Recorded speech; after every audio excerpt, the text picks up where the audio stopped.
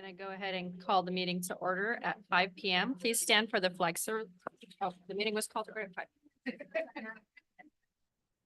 Right hand over your heart. Begin.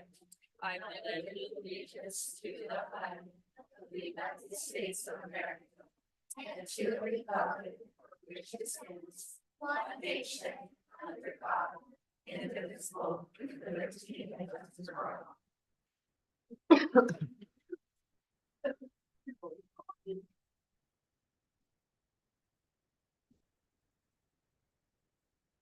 Let the record reflect that all board members are present and all administration is present. Approval of agenda. It is recommended that the governing board approve the agenda of the February 13th, 2024 governing board meeting. I'll motion. Thank you. I'll second. Shed. All those in favor? Aye. And motion passes 5-0. Approval of minutes. Approval of the January 8th, 2024 regular meeting minutes. Do I have a motion? Motion. I think it was Mr. Chong I'll second. and okay, Mr. Produce. All those in favor? Aye. I'm an aye. Motion passes 5-0. We will start with our governing board comments. Start with Mr. Trump. All right. Good evening, everyone. I just want to start by saying I'm happy to see everybody here. Really excited about our Pendleton report and all the great things that are going on there and the staff, the community. So welcome. And we're really excited to hear the report for today. I also want to start with a happy early Valentine's, belated Lunar New Year. We celebrate Black History Month. We just finished Super Bowl. A lot of stuff to be happy about. February, short month. It's a leap year, so we got the 29th day this year too. But a lot of things to look forward to and celebrate. I know that we all survived the early storms of 2024. I want to give a shout out to our CSEA classified staff for keeping our sites dry enough as much as possible and functioning and the schools open. And also I know our parents and staff dealing with the flooding and the crazy. No one thinks California ever with the rain and floods, but it's a different normal this year in general. So hopefully not too many more of those days. I wasn't able to do too much this month. I was sick. So I want to say, everyone, please stay healthy and warm. The sickness is horrible. And so, especially the cough. So try to medicate and stay healthy. But one thing I want to shout out to was our Superintendent's Cup. I mean, I have to venture and say that it was probably better attended and more popular than the Super Bowl. The Superintendent Cup was pretty amazing. I want to thank I know our PE coaches, our community, our staffs and our partner Pure Games did an amazing job to help this event happen. I know the kids and the parents were super excited, and just anytime there's competition, it brings out the good in people too, not always the bad. And it was a great event, and a special shout out to Director Sari Huang. I know she put a lot of effort in putting that event together. So thank you for doing that. And lastly, I'm also excited to see hear about our learning recovery data report. I know that there's a lot that have happened in achievement. And so it's exciting to see where we are and how far we've come, as well as where we need to go next, because the data always drives what we need to look at and where to go next for that. So yeah, other than that, that's my report for today. Thank you. Thank you. I have to start with the Superintendent's Cup. That was just fun. Watching so many teams play on the field at one time, that took such coordination. So thank you for that. And of course, to all the coaches and everybody who taught the kids how to do that. And on January the 17th, I attended the Orange County School Board Association Board of Directors meeting. And there was positive news about the budget that I was really glad to hear. Despite the huge deficit, what shortfall we have, the governor did not propose drastic cuts to education. So that's a good thing for us. On the 22nd, I attended the California Teachers Association Retired group and learned that the election that's coming up on March 5th is not a primary for the County Board of Education. So please vote. And of course, you can vote where you want to, but just vote is the deal, because it's an election, not a primary. Don't wait till November, in other words. On the 26th, I went to the DLAC meeting, which was bursting with news and information. The district has provided English learner resources for substitute teachers. So that's a great thing. We have a lot of EL students and the subs didn't know what to do per se. And so now the district has a plan for them. The Orange County Department of Ed is working with the Buena Park School District to make a master plan for EL learners, which is great news to have that collaboration. Parents have been receiving, they've been asking for workshops and those are coming out. So I'm really glad to see that parents have been heard. And the last highlight was that so many students are being reclassified. That was like fantastic, well over 100 kids. And, you know, more than we have had in past years. So that was exciting and encouraging. Thank you to the teachers and to the parents and to the students, because that takes a lot of hard work and time. So we really appreciate that. On the 26th, I went to the Buena Park Art Show at the City Council. And that was a fantastic event where students got to show a skill that they had that wasn't necessarily academic. And it's always good when kids can show who they are. And not only did Buena Park School District show well at that award ceremony, Emory just took like the lion's share of the awards. So I have to give a shout out to those teachers to, you know, putting out the time to allow for that. On the 27th, I attended the CSEA officer installation with Letty Zaragoza and Lisa Rios, and that was wonderful to see them become official in their office and share some time with them at the luncheon. And on the 30th, I went to Gilbert and we visited some classrooms with the superintendent. And we went to a couple of second grade math classes and the CGI was fantastic. The students were communicating with the teachers and what I really loved is that they had two different approaches to reach the students. So they must be catering it to their students, which is what you always want, for the teachers to be listening to their students, know who they are and what they need. And even though they were teaching the same lesson, it was from two different perspectives and strengths, which I really love that too. And then we went to the 5th grade teacher's classroom. She had given a writing checklist to the class. And so they had this before, you know, half the time you turn in your paper and then you get it back and it has, you know, up, you didn't do this, up, you didn't do that, you know, but they had this checklist for the kids before they even turned their paperwork in. So that was great to see. If they could do that, gives them, and then she used a lot of academic language, like, you know, you're going to publish your paper instead of just you're going to write your paper. She called them writers as they went back to their desk to complete the assignment. And then she held back the kids who spoke a second language and she spoke in Spanish to them. I said, oh my goodness, I was just so impressed with this teacher. And then I read a couple of days later that she was actually Teacher of the Year. I said, oh, no wonder, you know, so I was really, I said, okay, I understand and I believe. And then on February 1st, Madeline Estrada and I were judges at the district-wide spelling bee. And oh my goodness, it was so exciting to see how well our students could spell. And of course, we didn't tell them, but you know, we had the 4th graders and they were going on to the 5th grade list and then the 6th grade list. And oh my goodness, and then the 5th graders outdid them. And so it was just so exciting to see. I mean, they went another like 15, 20 minutes past their time because they were so good. And it was just so exciting to be a part of that. And I'm just impressed with, and of course, again, that's the teachers' hard work, that's the parents' hard work, and that's the students' hard work. And that's my report. Thank you. My goodness, how are we gonna keep up with that? Oh, thank you. Our teachers are phenomenal, and our planners and organizers who are holding all this stuff together are just phenomenal. I'm so proud and thankful to be part of this district. Thank you so much. Thank you for all you do. Ms. Oh, yeah. Estrada. Well, hello, everyone. I just wanted to welcome all the Pendleton families, staff, parents, and students for being here tonight.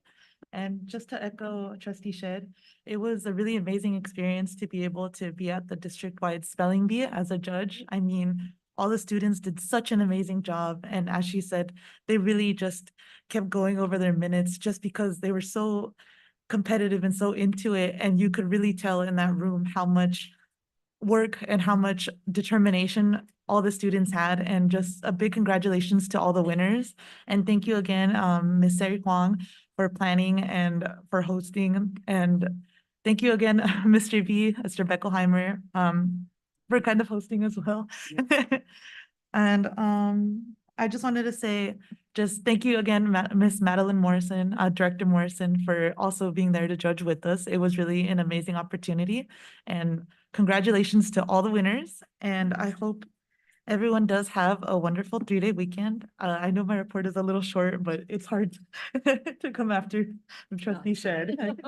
Tough act to follow. All right, thank you. That's all my report. Thank you so much, Mr. Brutus. Thank you. Well, welcome, everybody. I'd like to welcome all of our teachers, families, and all of our Pendleton scholars. There's so much to highlight, as everybody has mentioned up, all my peers up here. And it's hard to top Mrs. Shed's report, but I'll keep it brief, because I know we want to see our scholars perform and do a few other things for us, but I want to congratulate Pendleton. They were named International Baccalaureate School here in the state of California. To put it in perspective, there's over 1,000 school districts. And to be one of 81 schools here in California with the early year program in IB, that is phenomenal. That is something to be, happy about, feel accomplished, and everybody's put a lot of hard work into that. Present, past, and I know in the future, we're going to sustain that model and keep making Pendleton a world learning school. So, congratulations to Pendleton just for that. We had an opportunity to have a luncheon with all the teachers, all the staff. So it was nice to share that accomplishment with everybody, breaking bread over a nice little lunch. And just letting them know how much we appreciate all the hard work everybody has put. Our scholars are also a part of it. Everybody that has a hand at Pendleton contributed to the success and the accomplishment of this IB recognition. So congratulations to Pendleton for that. Also, the superintendent, it was well attended. Ms. Huang did a great job putting it together. All the participants, I think we had over 150 students participating in the tournament. That is a lot. The parent turnout was great. And I'd like to know Pendleton's 4th grade team, they were the champions for the 4th graders. So congratulations to that. Also had, yes, clap it up. Also had the opportunity to join our AXA team, our leadership and CSCA staff over at Concordia University. It was a great professional development day, and it's always important to make sure that we provide professional development for everybody here in our district. And just to see the staff, the turnout that we had was great, because we're one of the few districts that pays for that membership. So to be able to pay for it and be able to take advantage of that professional development is always amazing. So we heard a great keynote speaker, Dr. Rios, DeMonte Thompson, and their staff. They did a great job with the workshops. Had a chance to sit with Miss Leota in the front row seat and take part of that professional development. So that was awesome. Right after that, had an opportunity to go to the Boys and Girls Club. I'd like to thank Todd and Luz Trout for hosting us. We had some of our scholars were nominated for Youth of the Year. So I was there with Miss Wong as well. So anytime our students are being recognized within our community, it's always a great time to celebrate and be thankful for everybody that has a hand in having a celebration for them, because they're our future, they're our present, past, and they're gonna be our future, right? So making sure that we're always recognizing that. Also, we were at, I was able to attend the Mardi Gras tournament. There was over 800 participants and only 300 made it. And I also like to note that Pendleton recorded their first ever silver medal as a finalist for the school. So I'd like to congratulate them for that. At the same time, I am one to observe, and I observed our speech and debaters have a lot of respect and compassion towards their fellow teammates and competitors, because it's not easy being up there, standing in front of an audience, speaking for almost 5 minutes, trying to recite a speech that they've been practicing for a long time. Some of them stumbled, but our team was there to uplift them in those moments of situations where they didn't feel so, happy with their performance, but our speech and debaters showed a lot of respect and compassion towards their fellow competitors. So that is also something to be proud of, because that also shows that they are following our core ethical values that we have here in the district. So kudos for them. And lastly, I look forward to this Thursday. We have our first ever middle school ambassador retreat. That's gonna be a whole new program, and I look forward to attending and seeing what these middle schoolers are gonna be bringing, and also what they're gonna be learning in civic engagement and in the aspect of, in general, of leadership. So I look forward to attending that with Superintendent Lee, and that concludes my report. Thank you so much. Oh my goodness.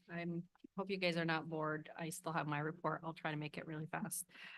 First of all, I wanted to welcome our Pendleton staff and families and just welcome you. I was able to actually go on a short tour to Pendleton. It was the first school that I've been to in a long time. Thank you, Principal Leota, for that tour and just going into a lot of the classrooms and seeing all the amazing things happening. So I want to say that first. I don't want to talk too much about the Superintendent Cup because I know all our board members, but we're all wearing our gear, so we're really excited for it. It was just a really fun day. I just want to give a huge shout out to the Whitaker fans section. I mean, they do everything so great. I mean, they were the loudest. They were so supportive. It was just so fun to see, and all of us were very jealous. All of us. We were just like, how do they do it? It was just great support for the kids.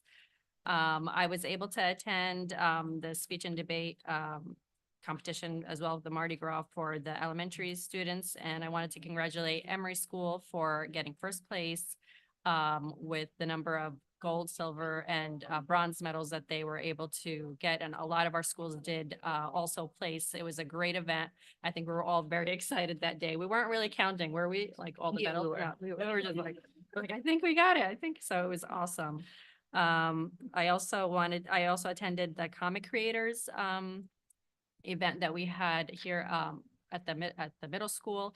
It was such a great event where the students were able to read to us their comic books that they put together, that they wrote, and it was their idea. Just hearing them talk about it and the pride they have in their stories and just giving them another platform. It was a great event. And I love that we always try to give our students, like a stage every, lots of opportunities for it. So it was a great event, well attended. I also wanted to congratulate Whitaker on being chosen for the NCSM conference that'll be in Chicago, which is a great honor. I mean, there are just so many amazing things happening at Whitaker and at all our schools, and that's just a great thing that they were chosen to actually they're having a present. Yes, they're presenting there. So that was a great piece of news. My last thing is just I'm gonna do a little plug for the Buena Park Education Foundation. We have Quartermania coming up. If you don't know what a Quartermania is, please head to their Facebook page. They have a video that was made by some Whitaker staff members that made it all very clear. It's basically like a raffle that just keeps going, and you can win these raffles for 25 cents. It's a fundraiser for our schools. The funds will be used for the teachers in their classrooms. And, the foundation always does amazing things. So I love being part of it and supporting them because it all goes back to our kids. Looking forward to some events in early March, like Read Across America. Lots of amazing things happening. And that is it for me. We will go on to our superintendent message. Dr. Lee. Good evening, Governing Board of Trustees, our Buena Park School District staff, and the Pendleton community and guests and students. You are so good and patient as we're going through our report. Thank you so much. I really appreciate you being here tonight. You really make this meeting a lot. Very heartfelt that you're here today. Happy Random Acts of Kindness Week. It starts tomorrow, February 14th to the 20th. Tomorrow is also Valentine's Day. So on behalf, I intentionally wore pink, and I see that our board members also are intentionally in their gear in celebration of the Superintendent's Cup to represent our schools. Last week, we celebrated National Counselors Week. And we invited all of our counselors for breakfast, and we were able to communicate just our appreciation for the hard work for our students and being there for each of our sites. I want to thank Director Madeline Morrison and her team for coordinating the event. It's a season for parent tours and open houses as we showcase our wonderful middle schools. Thank you to our two principals, Dr. Valdez and Principal Beckelheimer, for their welcoming response to our upcoming sixth graders. We understand that this is a huge milestone for our students and that a smooth transition is what the parents and the students are looking for. We want to thank our students for participating in the recent Speech and Debate speech tournament in partnership with Vantage Communications. We had a successful run. I think it was the first that we took the first place medal for the large division for Emory. Corey did very well in the third place for our small school division, and Beatty did very well as well, fourth place in the mid-sized division. No one was counting, but maybe somebody in the crowd was, all the gold, silver, and bronze medals that Buena Park had in representation of the hard work and dedication we put towards this. So thank you, students, if you participated, and coaches, we cannot do this without you. So thank you so much. A huge shout out to our OC debate team at Beatty. They work so hard to compete against the toughest schools out there, many of them being private schools. So thank you to our teacher coaches and our parent volunteers. Just a little blast from the past, but I'm trying to be as involved as possible to relive my journey as an educator. Being a speech and debate teacher, it was a model of debate that I utilized in the classroom as well and firmly believe in. To the point as a parent, I've had my seventh grader for her junior high recruited for the OC debate team as well. So I will be more involved. Thank you to the Buena Park Middle School percussion team, led by Dylan Locke. We got a second place in the competition at Arcadia High School, and we look forward to hearing more great things about the percussion program. One of a kind in Orange County, one of a kind. You have to check it out. The Comic Creator Showcase was amazing as well. Such creative stories our kids are coming up with and being able to articulate that. So I'm looking for a lot of the part twos to the cliffhangers that I read and heard about. And thank you once again, Director Sari Huang. I don't know, your name was probably mentioned like 20 times here tonight, but thank you again for helping coordinate that event along with your SOARS team. That was amazing. STEM sailing continues to happen for Buena Park Middle School. I was able to enjoy another Saturday. Wanted to thank two students out there. If you're listening, thank you, James and Dominic, for giving me another ride on the boat. Thank you, Russell Harrison, our Chief Personnel Officer, who joined us on the Saturday to be able to enjoy a day with the students, learning about STEM and how it relates to the industry. But it was just an amazing day to be out there. Perfect weather, just really helped make that day spectacular. I'm looking forward to two events coming up. Every Student Succeeding Awards Ceremony, one of my favorite award ceremonies of all time. So please be on the lookout for more news. Quarter Mania, want to also do a plug for the Buena Park Education Foundation. We understand it's on the same day as a COTSN. There is a conference that day, but please feel free to come after. You can come at any time up to 2:30. So we welcome our whole crowd there to help support, raise funds for our students. And lastly, I have a little something special for you. We have a Superintendent's Cup, and I have a little bit of a video. I'm speechless because it was my first experience, but I'm hoping that this video will do better than I am with words. So take a look as we look at the video at the student faces and their expressions. It says it all. Good afternoon, Buena Park School District community. The true stars of today's show are our students. You learned about teamwork, perseverance, and resilience. We can't wait for you to show off what you've learned. This is the second time that we've supported the Superintendent's Cup. The way they paraded out, so proud of their schools, and it made me proud to be a sponsor. Never forget the goal.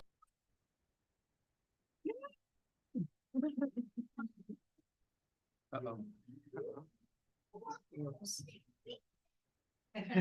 yeah.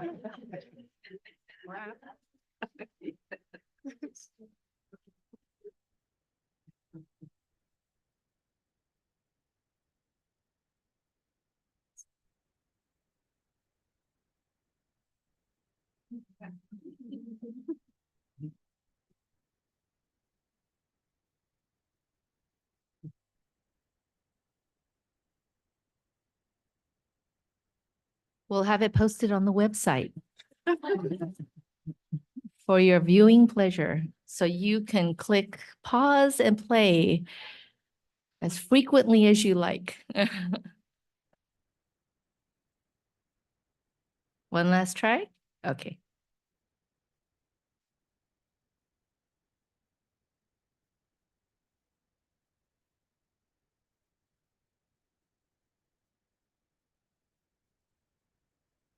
Okay.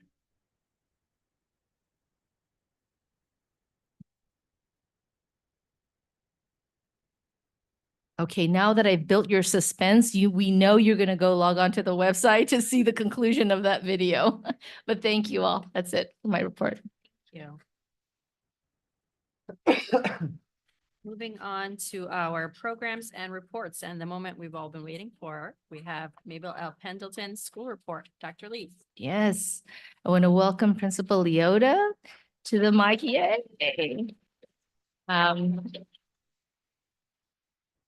Once again, I want to thank the Pendleton staff. Principal Leota is a one-of-a-kind leader. I have yet to meet someone as brilliant in systemizing as well as loving on her community and staff.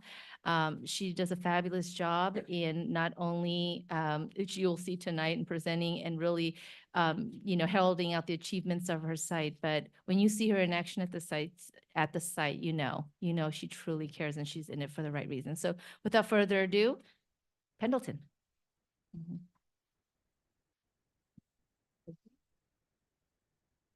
Good evening, President Ahmad, esteemed board members, Superintendent Lee, Cabinet, all of our Pendleton scholars and families and staff. Welcome. My name is Lorianne Leota, and I'm the proud principal of Pendleton Elementary School. Our theme for the school year is up on the slide. It is Let Your Mind Set the Stage. So we focused on our mindset as a staff and improving growth mindset of all of our scholars at our school. Next slide. So tonight you're going to hear from not just myself, we also have our school psychologist, Ms. Sarah Tarn, our instructional coach, Kristen Sherman, IB coordinator and Spanish teacher, Grace Park, parents, Mr. and Mrs. Sanchez, and our scholars. We'll be sharing Pendleton's vision and mission about a few of our programs, our parent and community connections, and you'll also hear from all our scholars and we'll recognize some of our scholars as well. Next slide. So on the slide, you can see a quote and I'll read it for you. When teachers are working together, they can do powerful things to improve their own teaching and in turn improve student learning, by Robert John Meehan. So we've focused in on collaboration this year. We've taken time where we've had days where we can spend that time together collaborating and improving our instructional practices and also working on better supporting the social emotional needs of our scholars. Our mission and vision. So what is Pendleton really about? Next slide. So through our journey towards IB authorization and during our candidacy phase, we spent time working together to update our vision and mission to ensure that aligned with the global mindedness requirements of IB, but also ensure that it best met the needs of our scholars. So our current mission and vision are as follows.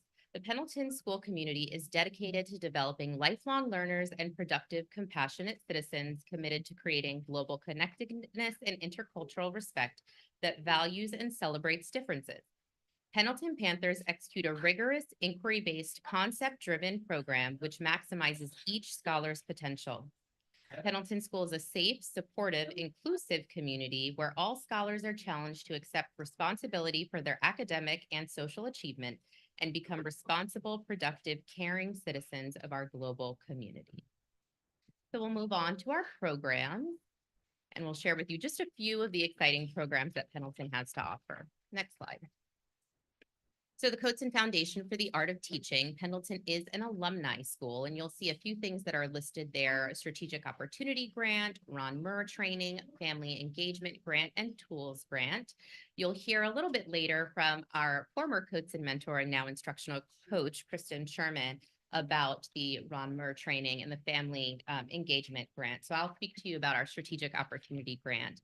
We did apply, we collaborated, Ms. Sherman and I applied for the Strategic Opportunity Grant to really focus in on cognitively guided instruction to continue to propel us forward on our journey and improving our instructional practices with respect to math.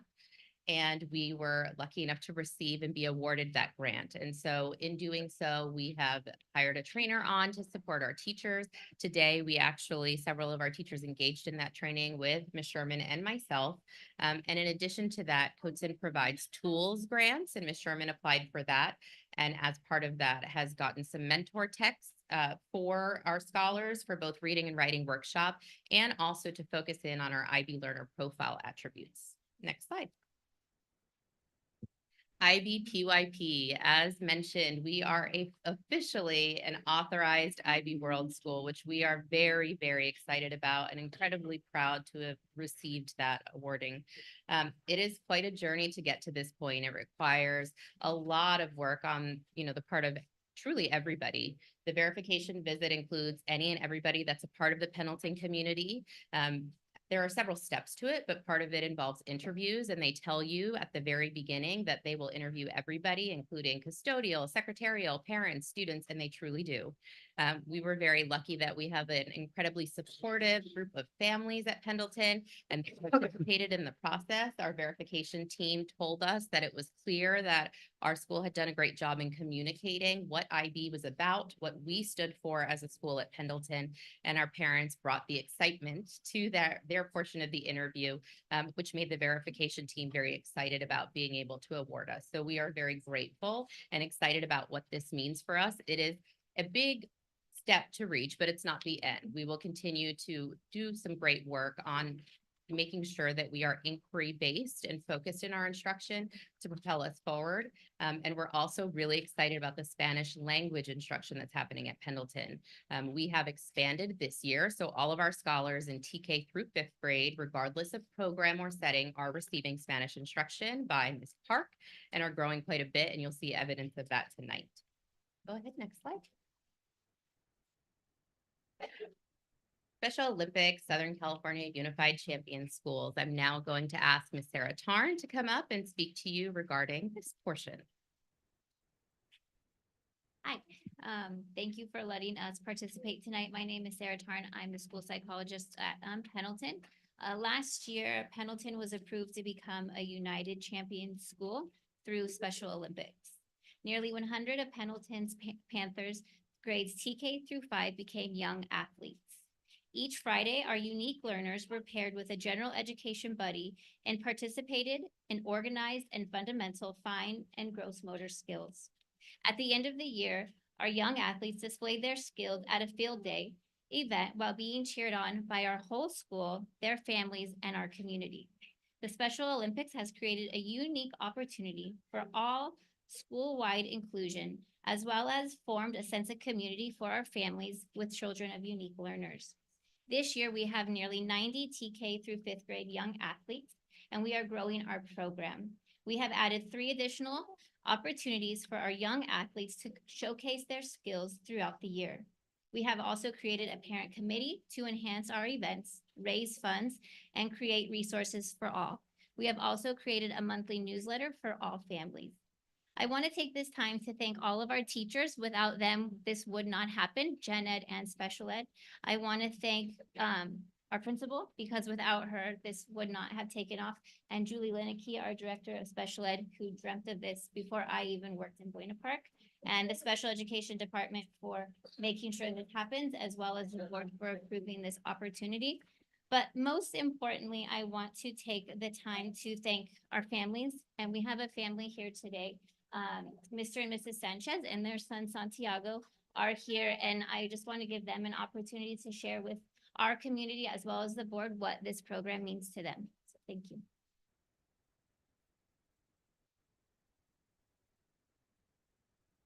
Good afternoon, everybody. My name is Emmanuel, and my wife and my son Santi, and we're here to just say thank you for this beautiful opportunity that is happening at Pendleton. Background, I used to work at the Boys and Girls Club, so I knew Todd, and actually I went to high school with Miss Trout. But so we used to do a lot of stuff like that, and to see that the Special Olympics came to Pendleton was amazing. It was kind of like my dream come true, because growing up, everybody wants to go to the Olympics, right? Or at least, I don't know, maybe I just did. And so my son got to be a part of the Special Olympics. I was over the moon about that. And just seeing his growth. I remember constantly telling my wife, like, did you know that Santi can climb a wall? Did you know that Santi can kick a ball? Did you know that Santi can get on a bike and try to pedal? Like a lot of these things, he just wasn't able to do. And it takes time. It takes a lot of time for these little guys to get through things that we might pick up a little faster. And to see the growth, so to see the growth has just been amazing, and to see the bond that that he has with his buddy. Everybody was assigned a buddy, I think, and I think Santi had two maybe. But to see that connection, and it was really nice. And I believe during the event, Santi the whole time was singing "We Are the Champions." And so he was really excited, and we were obviously very excited to see him playing and learning how to, kick the ball and being a part of it like a team, and parallel play is big with these little guys. So just seeing them playing with everybody was just awesome. So all that rambling, I just want to say thank you for this opportunity.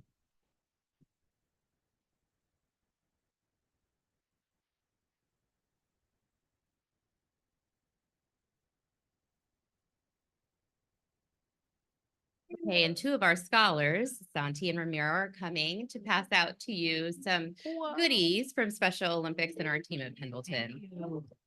Thank you. Thank you so much. Thank you, sir.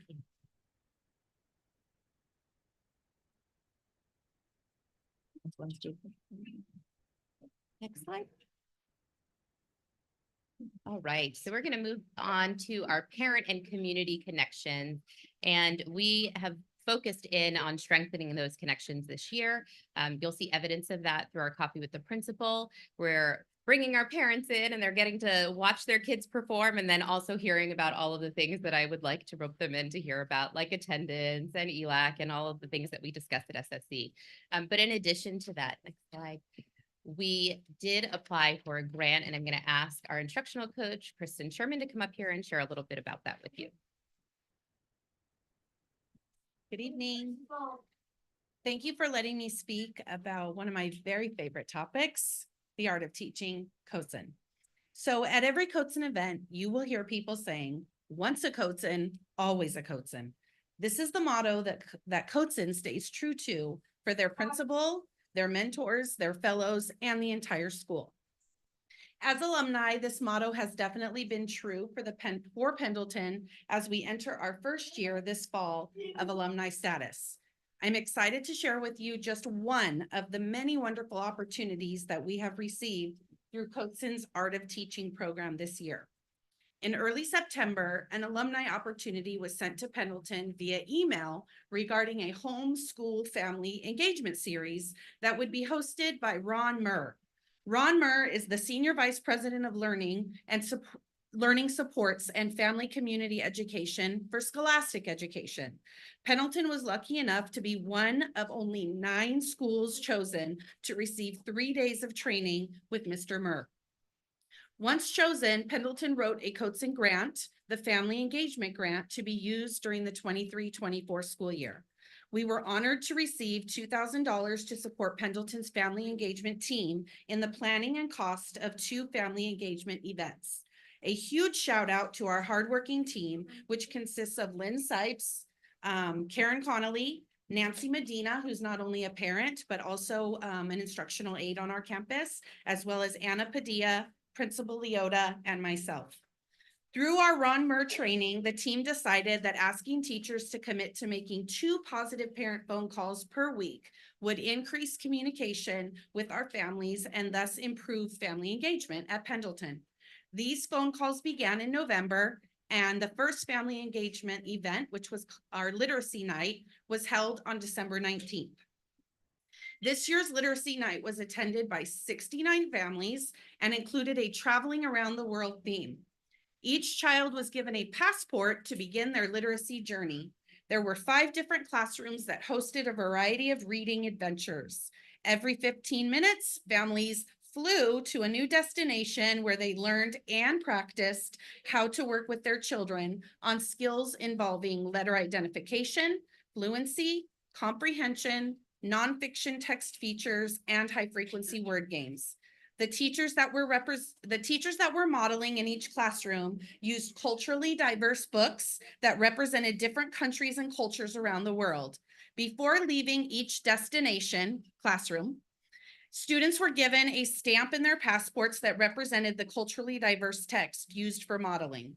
Once their journey was complete, they were then given clues to a scavenger hunt, which eventually took them to the library, where each and every child received a culturally diverse book of their very own.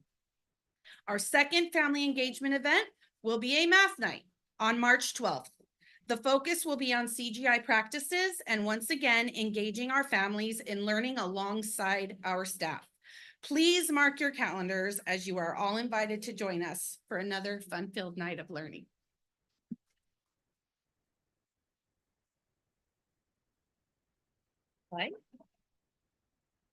Okay, so continuing our partnerships, we are a GRIP school. And so our scholars, as part of this partnership in 5th grade, get to learn from the GRIP team. GRIP stands for Gang Reduction and Intervention Partnership. And so they learn all about improving attendance, behavior, and making just great choices that'll prepare them to be successful adults in the future. We do have some staff and faculty mentors through GRIP that are servicing and supporting some of our scholars on campus, but we wanted to see what we could do additionally. So I reached out, or maybe hounded, the Buena Park Police Department, and thankfully they were willing to support. So we have a direct relationship with the Buena Park Police Department. Twice a month. They send out a team of officers who provide individualized mentorship to a group of our scholars in 5th grade and work with them one-on-one, and have built some really strong relationships with them. We can already see evidence of some growth in our scholars based upon these relationships. And they ask me every week when the next time is that they'll be coming. So anytime it's an off week, they call me and they say, is there any way that we can ask them to come again? And I said, not this week, but they'll be here next week. So they're very excited to meet with their mentors, and they look at them as big brothers and not just an officer in the community. And it's creating a positive presence on our campus. Next slide. Student showcase and highlights. So this is the part that everybody is here for. We are so very excited because Pendleton scholars are incredible. So we could turn to the next slide, please. So I'm going to ask Ms. Park to come up here, and she's going to share with you briefly about our Spanish instruction at Pendleton. So we have a wonderful presentation ready for you. But before that, I wanted to tell you a little bit about our Spanish instruction program. So our program, which closely follows the California World Language Standards, encompasses communication, connection, and cultural standards. Additionally, our curriculum integrates with the students' international baccalaureate units, emphasizing a transdisciplinary approach to learning. Our commitment extends beyond language proficiency as we aim to foster international mindedness by immersing our students in the rich and diverse cultures of Spanish-speaking countries, thereby preparing them to become globally aware and culturally sensitive citizens.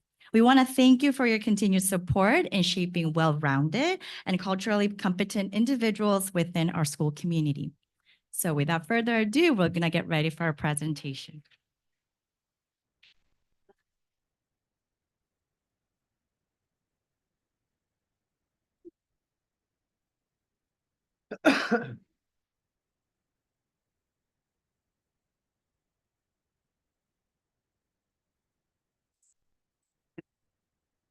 So while Ms. Park is lining our scholars up, I'll just let you know very briefly, we have some of our young scholars here this evening, which is why we have a packed house here tonight. We have scholars from Ms. Kim's class, Mrs. Young's class, and they are going to present you with 2 songs that they've learned throughout their Spanish instruction journey with Ms. Park.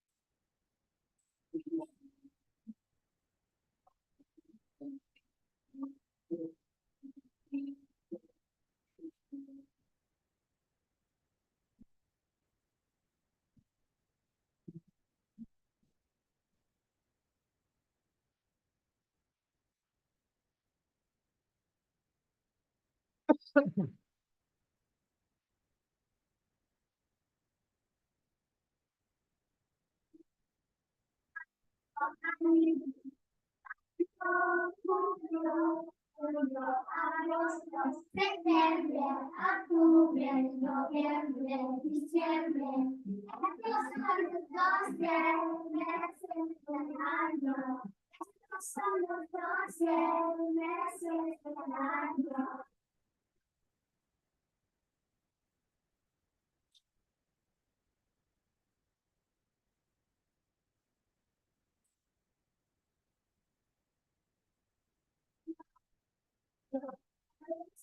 Septiembre, octubre, noviembre, diciembre, estos son los 12 meses del año.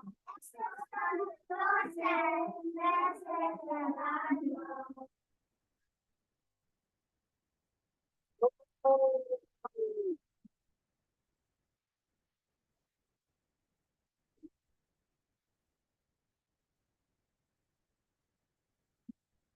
Thank you, Ms. Park, and to all of our wonderful scholars. You did a fantastic job. So as you can see, they are learning so much. And if you were to walk around our campus and ask them questions, they can already answer a lot of those questions in Spanish. They've learned quite a bit from Ms. Park already, and they're always very excited when it's time for Spanish. Before we continue, I'm going to give them time to transition so that you can hear me.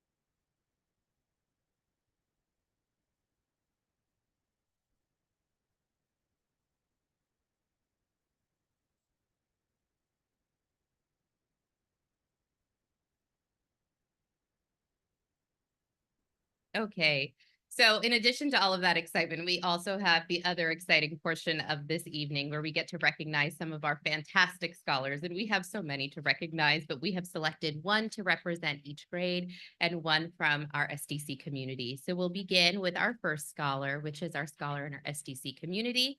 And that scholar is Ramiro Valencia.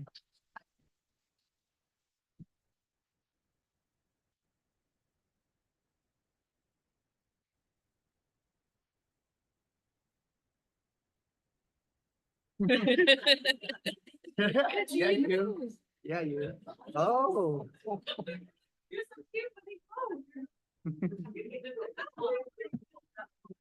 when they Oh. Okay, we'll move on. Mom will get him. I promise he will be back. Our TK scholar is Emily Cervantes.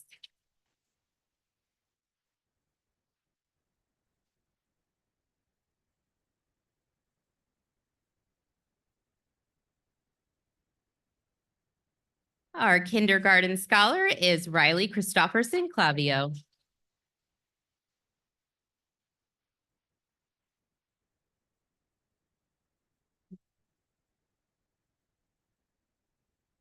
Our first grade scholar is Lucy May Pacadalgin.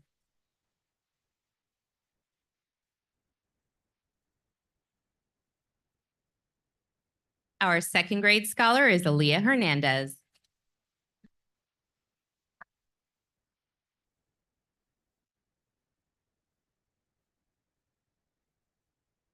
Our third grade scholar is Emma Torres.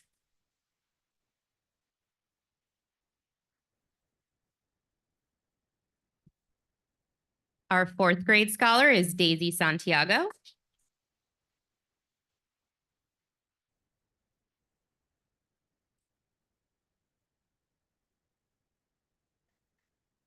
And our fifth grade scholar is Briseis Romero Silva.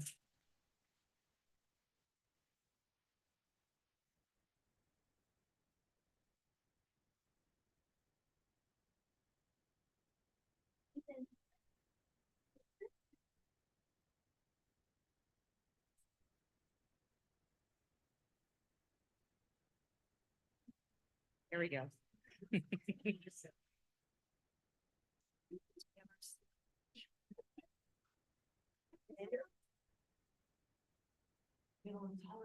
One more. Oh.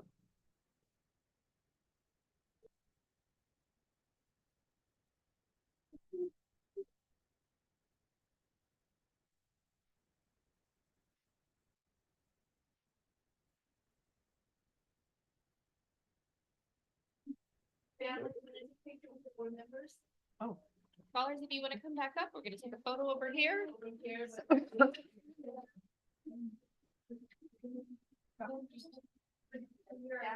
Back over there.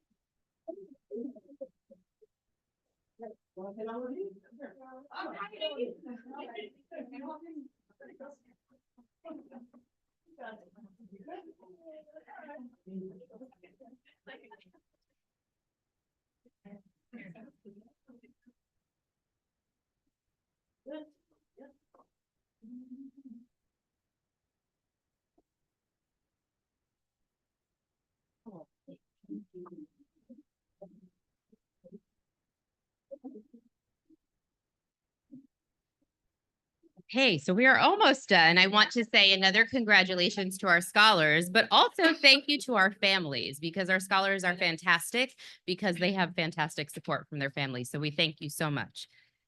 That concludes our board report for this evening. Thank you so much for being here and listening to all that we had to share about Pendleton.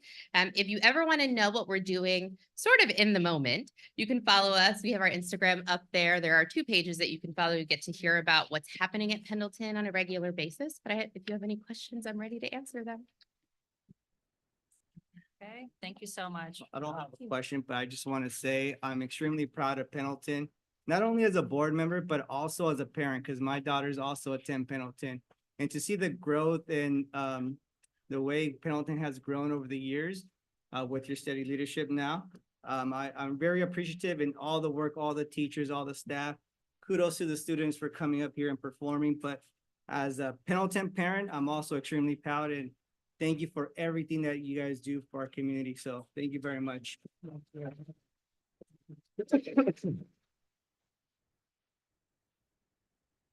Yeah, thank you so much. That was really fun. Thank you. I appreciate it.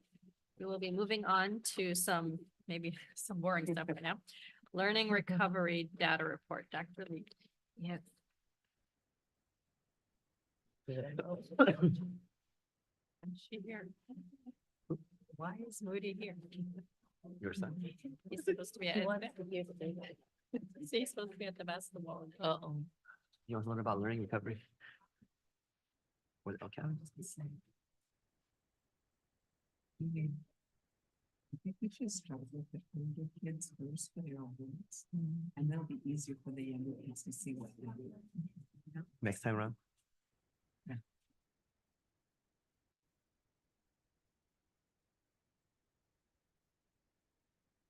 And it gets empty. All right, we will continue with presentations. We have next our Learning Recovery iReady data report, and here with us tonight to present Chief Academic Officer, Dr. Yvette Cantu, and LaRonda Ortega, our Director of Educational Services. Good evening, President Ahmad, Board of Trustees. Superintendent Lee, Executive Cabinet, and our esteemed audience. Tonight's presentation is centered around the academic progress that our Buena Park students have made since last year at this time. I would like to thank Director Ortega, as well as our coordinator, Natalie Benda, for working to gather our data for tonight's presentation. Next slide. Let's start with the wide lens picture of our data. The next two slides are mid-year placement comparisons for the 2023-24 school year using a nationally referenced norm tool, iReady. So let's take a look at our most recent reading results taken just this winter. As you can see how the district is performing relative to California and nationally, which was normed in 2018-19. As you can see, Buena Park is tracking 4% higher than California results and 2% higher than national results. Next slide.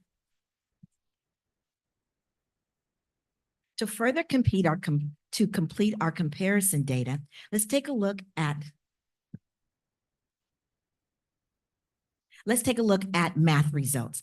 Buena Park is tracking 5% higher than California students across our state and 1% higher than nationally norms across the country. Next slide. Now let's look across 2022-23 end of the year results. As you can see how the district is performing relative to California based on those 2018-19 norms. Buena Park is on par with reading across our state using the iReady tool. Next slide. Now switching to math, Buena Park students, as we look in comparison to the state, again, we are right on par in math with the state percentages for math. Now let's sharpen our lens and look at data a little bit closer to student performance. Thank you, Dr. Cantu. Now that we've reviewed the wide lens view of our comparison data, let's explore the types of growth data captured by iReady relative to an individual student. This will give us some insight as we move on to future slides. Let's look at our little student here. This is Alex. He's not a real student in our district. So let's look at the data story of Alex. Alex received a placement score of around 459, which positions him 2 grade levels behind. He is given a typical growth goal of 27 and a stretch goal of 43. Because Alex is 2 grade levels below his current grade level, if he reaches typical growth, he will end the year 1 grade level below, still not reaching mid or above grade level this current school year. However, if Alex reaches his stretch growth, he is closing the gap even further, moves up to early on grade level by the end of the year. If we look at his progress to annual typical growth at this time, he is making 74% progress towards his typical growth after diagnostic 2. He is on pace to meet or even exceed typical growth by the end of the year. Alex's data story points out 3 key pieces of data that will come up over the next few slides, which include placement score, typical growth, and stretch growth. Next slide, please. So for reading placement score progress, let's look at how students in our district overall, let's look at their placement level score on diagnostic 2 assessment. So 44% are at or above grade level in the area of reading. 28% are 1 grade level below, and 28% are 2 or more grade levels below for reading. So this is that placement score that we just talked about when we used Alex as an example. Next slide, please. So in reading, when we look at our students' growth progress, again, we're going to be looking at 2 measures, typical growth and stretch growth. So now that we have the D2 placement score, we can now measure how students have progressed towards their year-end grade level goals. You can see on the left the progress that students are making towards annual typical growth by grade level. Looking at this, we can see, for example, fourth grade, the median student has reached 100% and met their typical growth goal. This means that half of fourth grade students have met or exceeded typical growth. Fifth grade is next with 88% progress towards typical growth.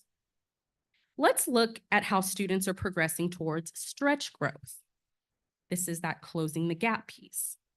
You can see that students in grades K through 5 are reaching 37% or higher progress towards stretch growth, while middle school students are progressing just not as much as elementary students at the midpoint of the school year.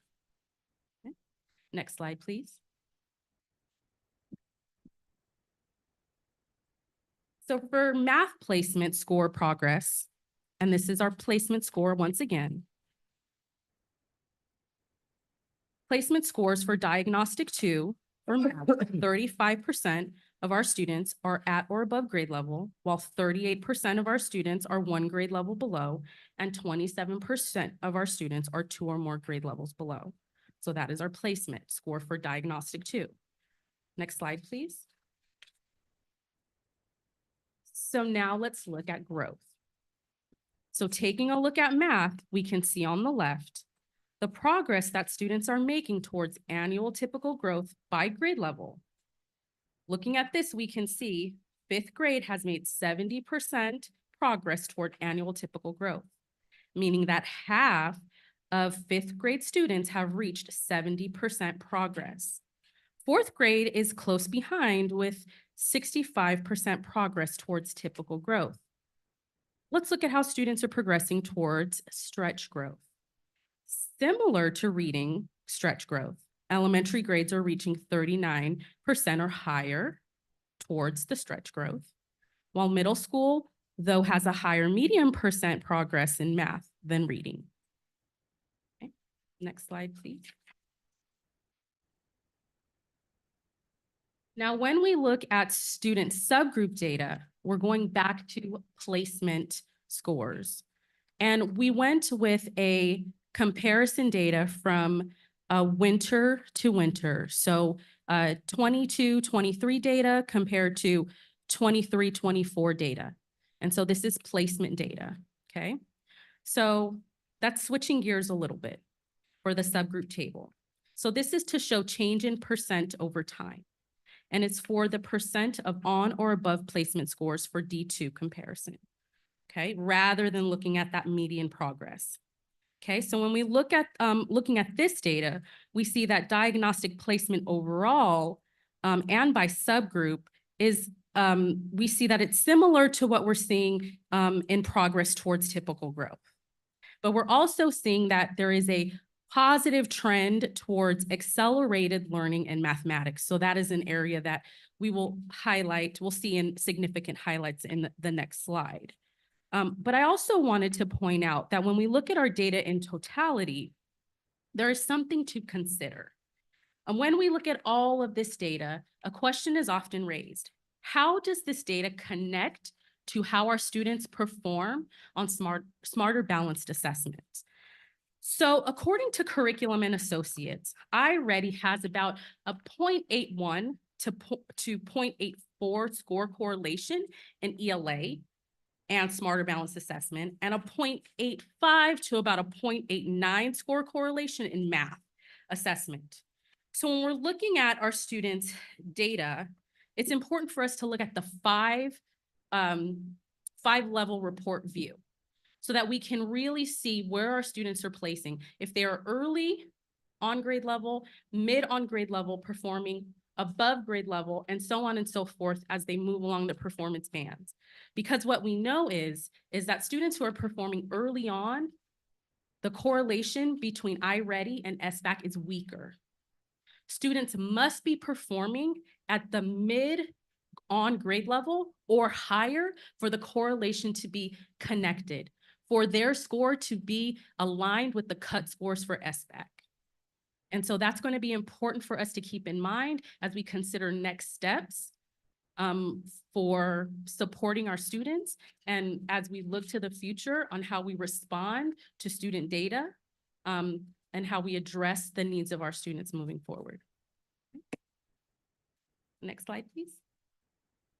Okay. And so with all of this in mind and all of these significant measures and data, I'd like to turn it back over to Dr. Cantu so she can share the significant highlights to complete our data story. So our goal tonight was to make sure that we were able to answer the question of how we determine if students made academic progress. And we look at that determined based on national norms with across our nation, as well as California expectations. And we can see that nationally we are on par, and with California, we're actually slightly higher. Then we want to also answer the question, how much academic progress have our students made? We know that in order to accelerate learning, we need to look at not only the target that our students have, which for placement, which is about a year's growth, but also the stretch goal, because we want to accelerate learning so that our students starting the year off, not yet on grade level, can reach that grade level goal. So that's how we are measuring our students, and that's the data that we're looking at. Now, just as important, it's to look at what are the highlights of that data is telling us and our response to the data. Well, significant highlights truly is our overall improvement in math from D1, our fall, to our winter iReady scores. In math, the national norm of mid-year median progress, which is 50%, has been met or exceeded. Subgroups demonstrating accelerated rate of learning in math include our economically disadvantaged, our special ed students, and our foster youth. Now, areas to focus on, coming back to our subgroups. Subgroups demonstrating a significant declining rate of learning, such as our homeless and foster youth, need our attention. Targeted intervention to support stretch growth in math must be attained to, and targeted intervention to support stretch growth in reading must also be attained to. Next slide. So how will we focus on those areas most needed? Comes through our focused and intentional learning recovery plan.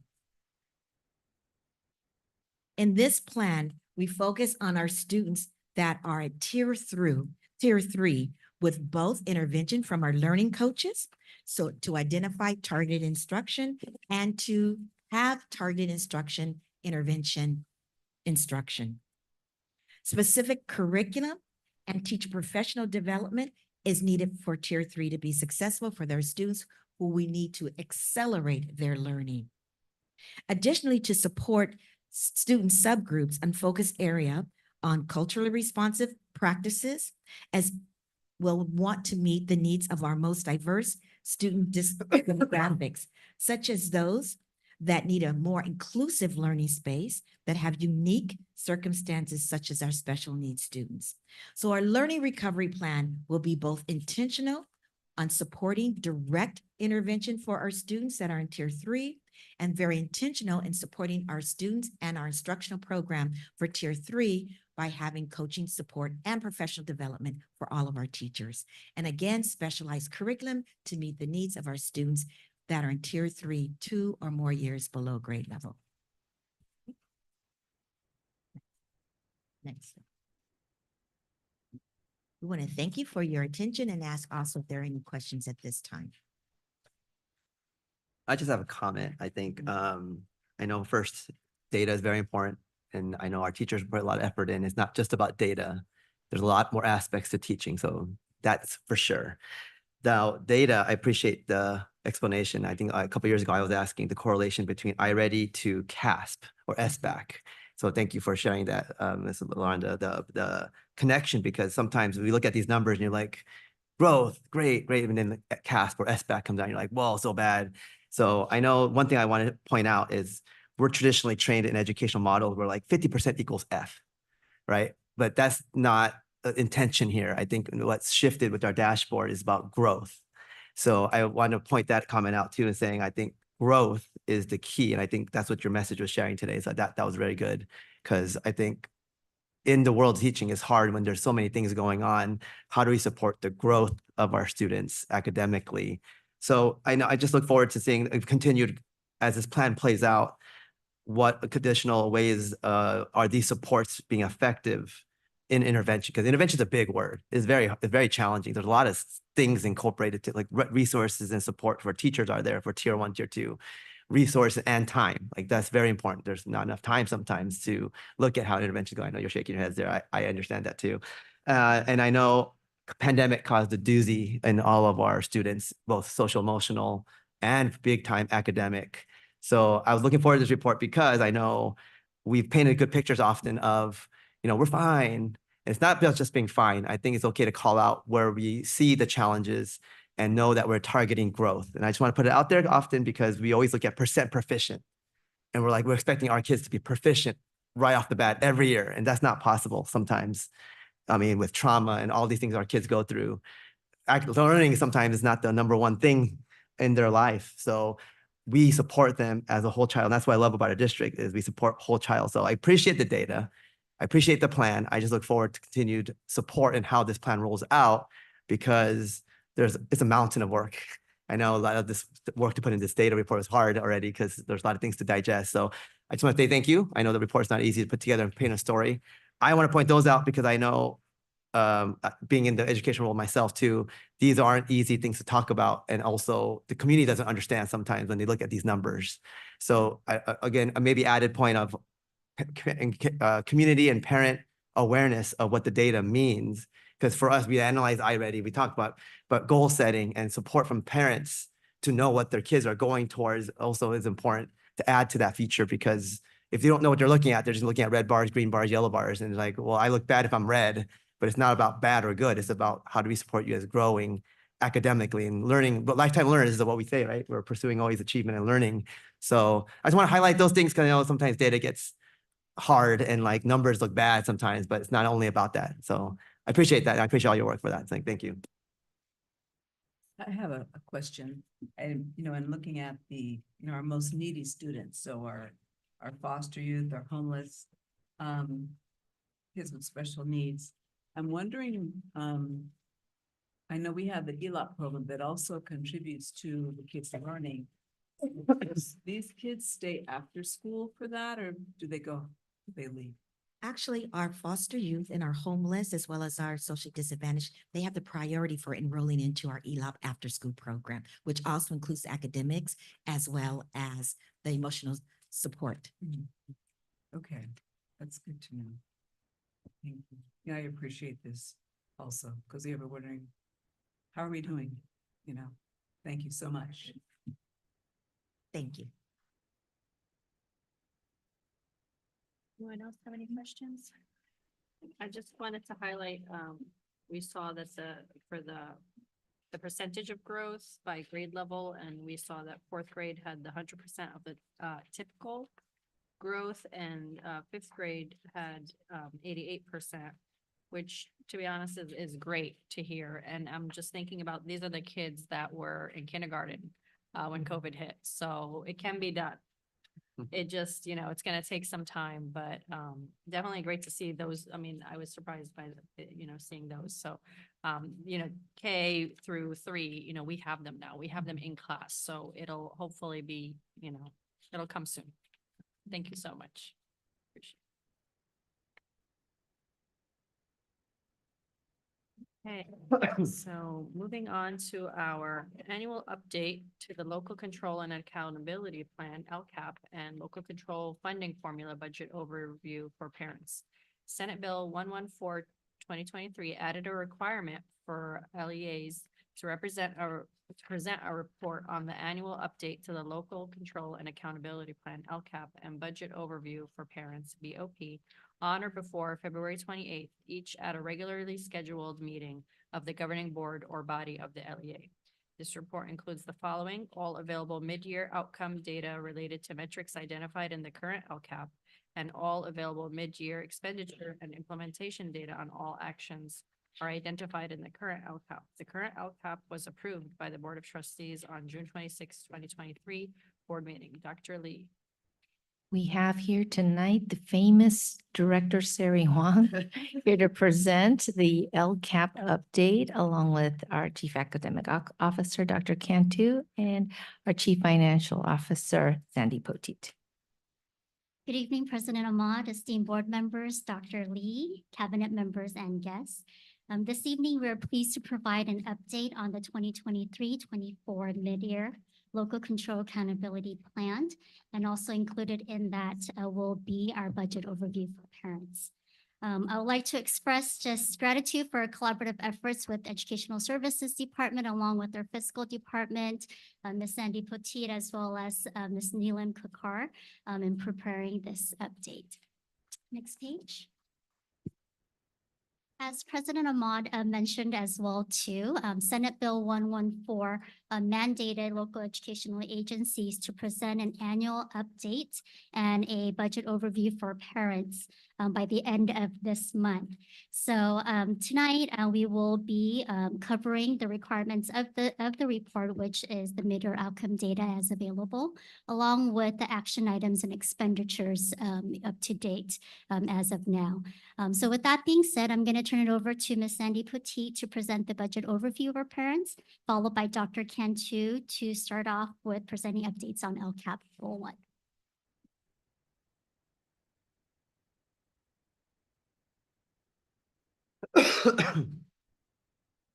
Good evening. So this is a look at our revenue as of December 31st, which the most recent month we have completed.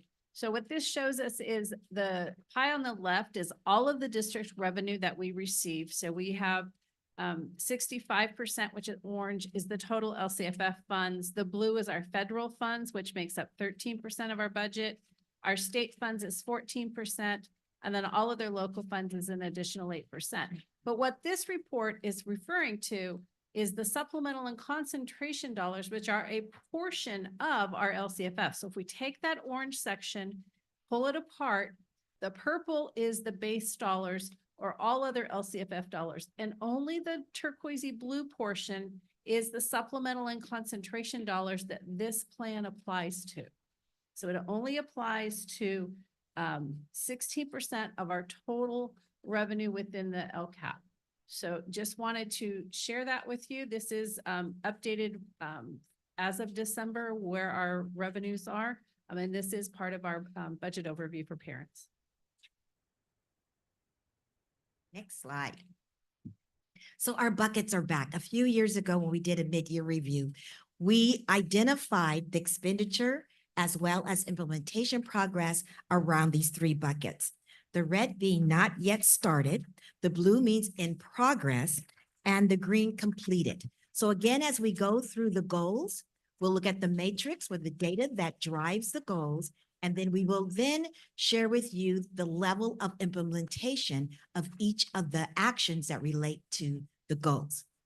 Next slide.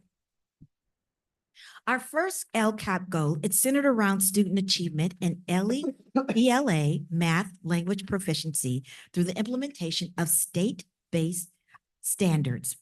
We want to make sure that our students have progress specifically for those English language learners, special needs students, and students that are at promise or students not yet reaching grade level proficiency, and also including our foster youth. So if you remember, our LCAP plan is responsible for focusing in on those subgroups needing the most attention to reach grade level, as well as our overall population. Next slide. As the LCAP is written, we first look at the matrix for goals. And this has to do with the data. The data was first identified in the year 2019. Then we do an updated data for the current year of 2023-24. As you can see, we have CAPS data that not yet have the full year data, but we know that we are progressing toward our goal of increasing 15% from last school year. The iReady data, which we just went over, we are now using the matrix of the fall data. So not winter that we just said, but the fall data. And you can see how we are progressing toward that 15% increase, which was our goal from January 2021. And then our summative LPAC data from last year, and you can see where we are in reaching that goal of 15% increase in our students growing 1-year proficiency in their language development. Next slide. The matrix for goal 1 also includes our EL reclassification rate, which I'm happy to say is already met for this school year. And it also includes our LCAP surveys of our students and our parents, which is in progress. We have not yet completed those surveys up to this timeline. Next slide. Our next matrix looks at access to standard-based aligned curriculum. And we have, based on our Williams audit, met that requirement for materials and resources. Next matrix has to do with our credentialed teachers, and that is in progress because it's based on the 2023 CBEDS data. Next slide. So now let's look at the actions that go with goal 1. What we've done, and we've organized it around those actions that are completed. The next will be actions that are in progress and final actions that have not yet started. So for goal 1, those actions that have been completed are providing ready math resources for middle school, are sending our students to Science Camp, and making sure that we have textbooks and supplemental materials for ELD instruction. So those are all completed. Next slide. Those actions that are now in progress have to do with our instructional program, as well as staff being hired. And you can see here where we are with both district expenditures and site expenditures. Next slide. Again, we've grouped actions by in progress, which will be part of our professional learning community, professional development, our GATE programs that are at the school site level, as well as making sure that we have our coaches that we are both district and COTSN applied for have, and then our PE program, as well as CAFS support. So those are all in progress. And again, both at site and district level. Next slide. Another group that's progress has to do with the staff support that we have for our school sites around our media clerks, as well as activities and learning that has to do with our middle school college. It's starting right now, so we do have several of our middle school students participating in that program. We just haven't had the expenditures yet. Okay. Next slide. And finally, we are expanding our short-term independent studies into a hybrid virtual learning program, as well as a homeschool program that will be taking place as the year goes on. Next, we'll look at our goal 2.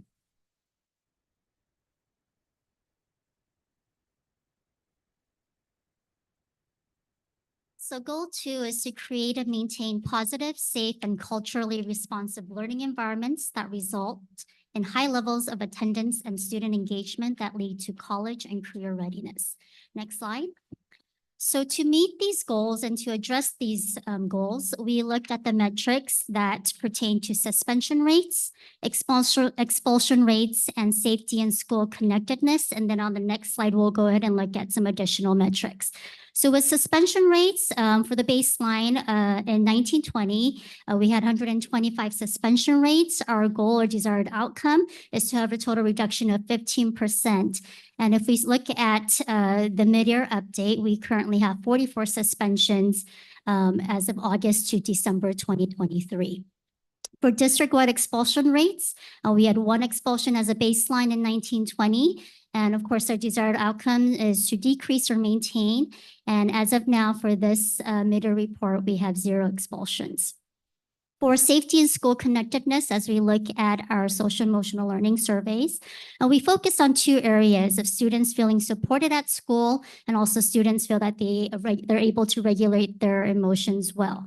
So looking at this, we want to have a minimum of 92% of students who feel supported and 56% of students that feel that they can regulate their emotions. And as we look at our mid-year update, although we do see an increase from our baseline, we are working on improving that area furthermore. Next slide. In addition to those three metrics, we also look at our attendance rates, middle school dropout rates, and school facilities are maintained in good repair. As we really focus on attendance rate, we do see that we had 96% of an attendance rate as a baseline. And as we look at currently, we have 93.92 as of this school year up to December. So we are putting in action items to address this need. For middle school dropout, as a baseline, we had 0 as seen in CalPADS. For mid-year update, we do have 3. However, what this means is that students have moved out of our district, but we do not have evidence yet that they have enrolled somewhere else. And also with the school facilities, we're happy to share that according to our SARC facilities report, that all of our school facilities are maintained in good repair. Next slide, please. So as we look at the action items that pertain to LCAP Goal 2, we do see that, some of the things to highlight here, of course, with attendance rates as being a focus, our student community services attendance support team, and that's something that I would like to highlight. That's something that is in progress. I'm happy to also announce that all Goal 2 items are currently in progress.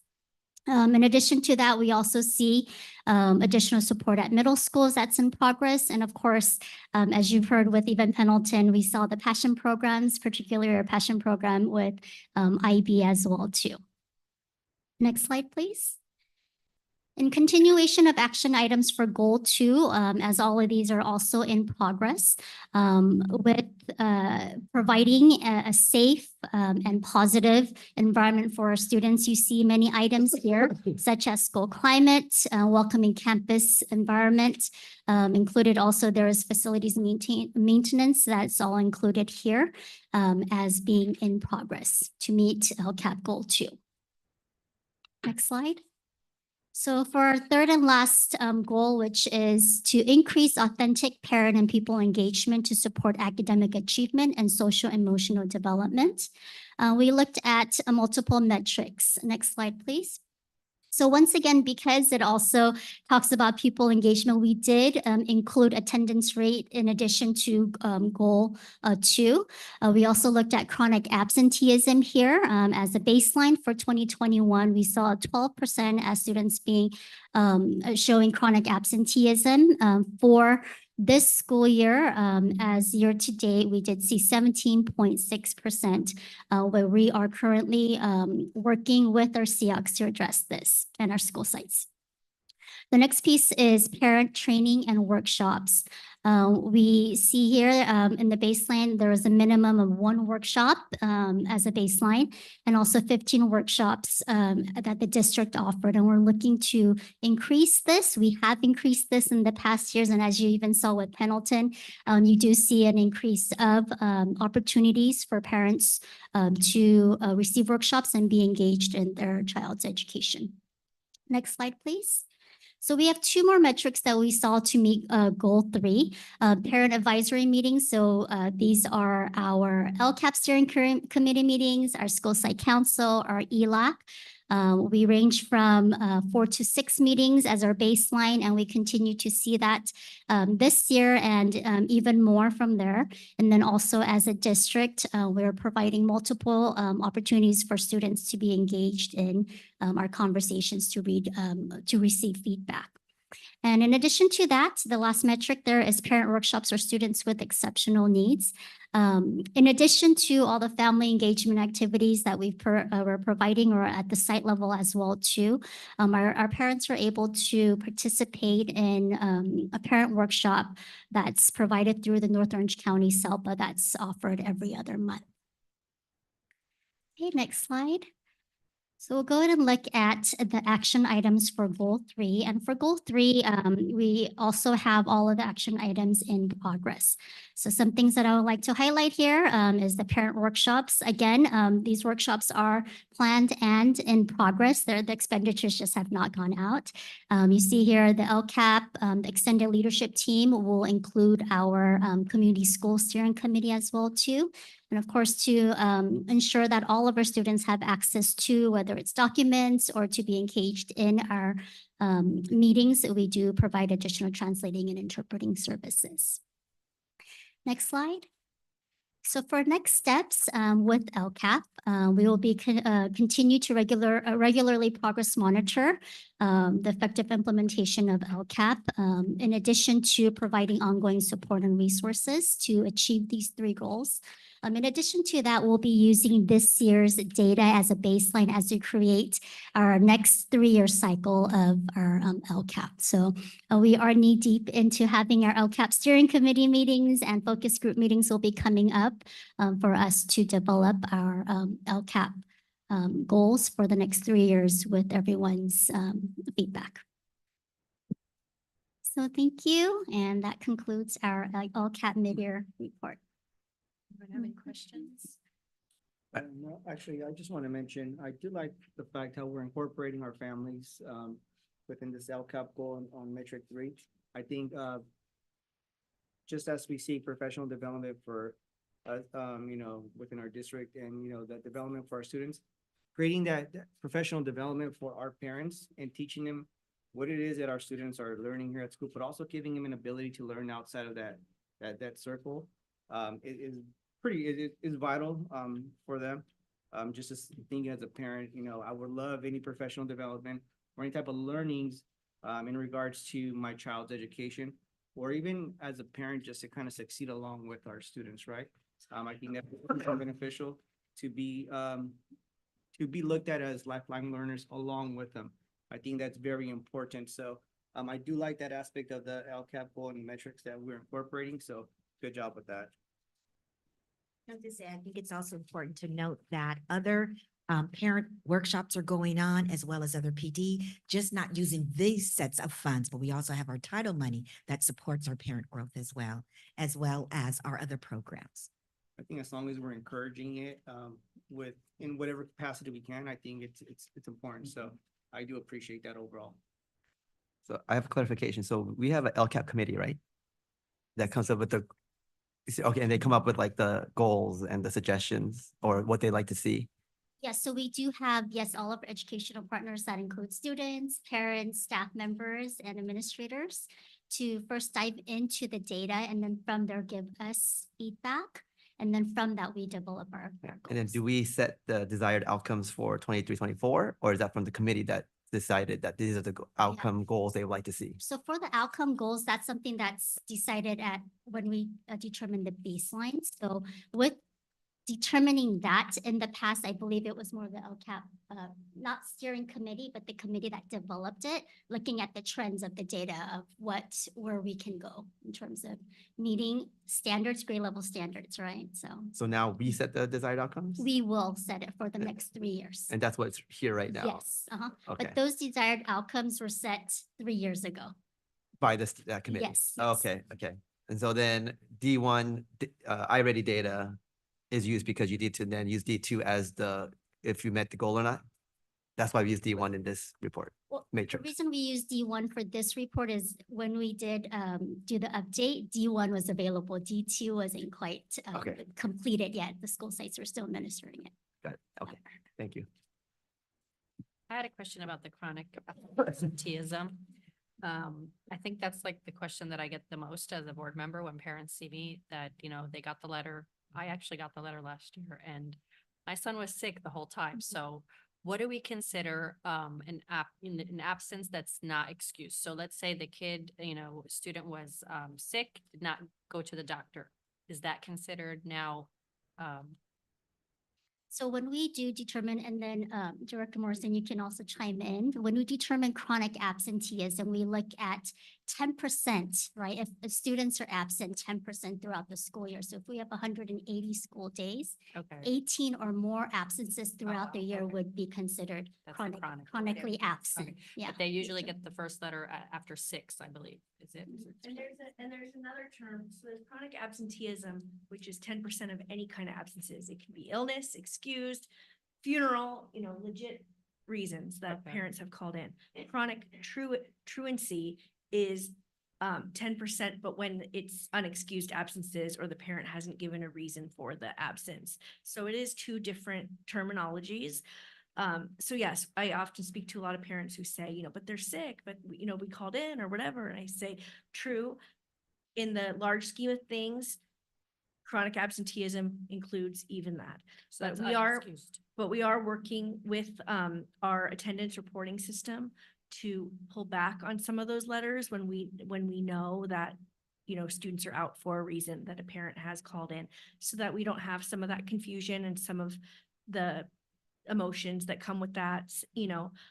That's something that we're working on right now to really also focus our time and efforts on those students who truly Yes. aren't coming and who we're trying to find, or there's transportation issues or homeless issues or things like that. That's how I'm directing my team work, is focusing on those groups of students. Where in the past, I think there's been a big look at everybody, which is important. We don't want anyone to miss, huge amounts of school, but we are trying to focus on that true term of truancy right now. Okay, yeah, because Yeah. it's gonna take some time because we went from telling everyone, stay home, please, if you are sick, and now it's kind of like, no, you could bring them in even if they are, so it's gonna be, I just wanted to know, like, because a lot of parents ask, like, if I call in, is that still unexcused? So it is. It's excused. It's Parent excused. calling in an illness is excused, but it still would be considered in the chronic absenteeism data. Okay. And an absence is an absence. Yeah. Okay. But for my own reasons of, going to next steps or looking at supports, we're only focusing on those who are on the truant end of Yeah. things. Yeah. Thank you, I appreciate it. I think Director Morrison and her team are student engagement and outreach clerks. That's probably the main piece that they're working on. We have our meeting tomorrow, so I will be addressing a lot of this data and working on next steps with them. Thank you, I appreciate it. Thank you for the clarification. One other thing, how do we clarify, because I've been asked this, a child says, I need a mental health day. How do you report that to the school? Because students are understanding, they're picking up all the, they clearly know what's going around and they're putting it together.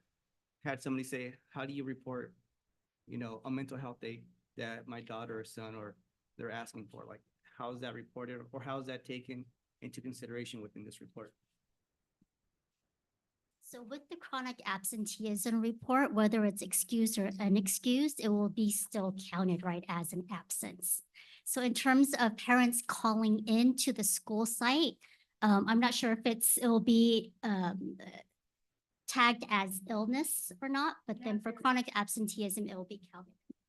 Yeah, I've never heard it, before coming here to this district. There is a code, mental illness code in our attendance for mental health days.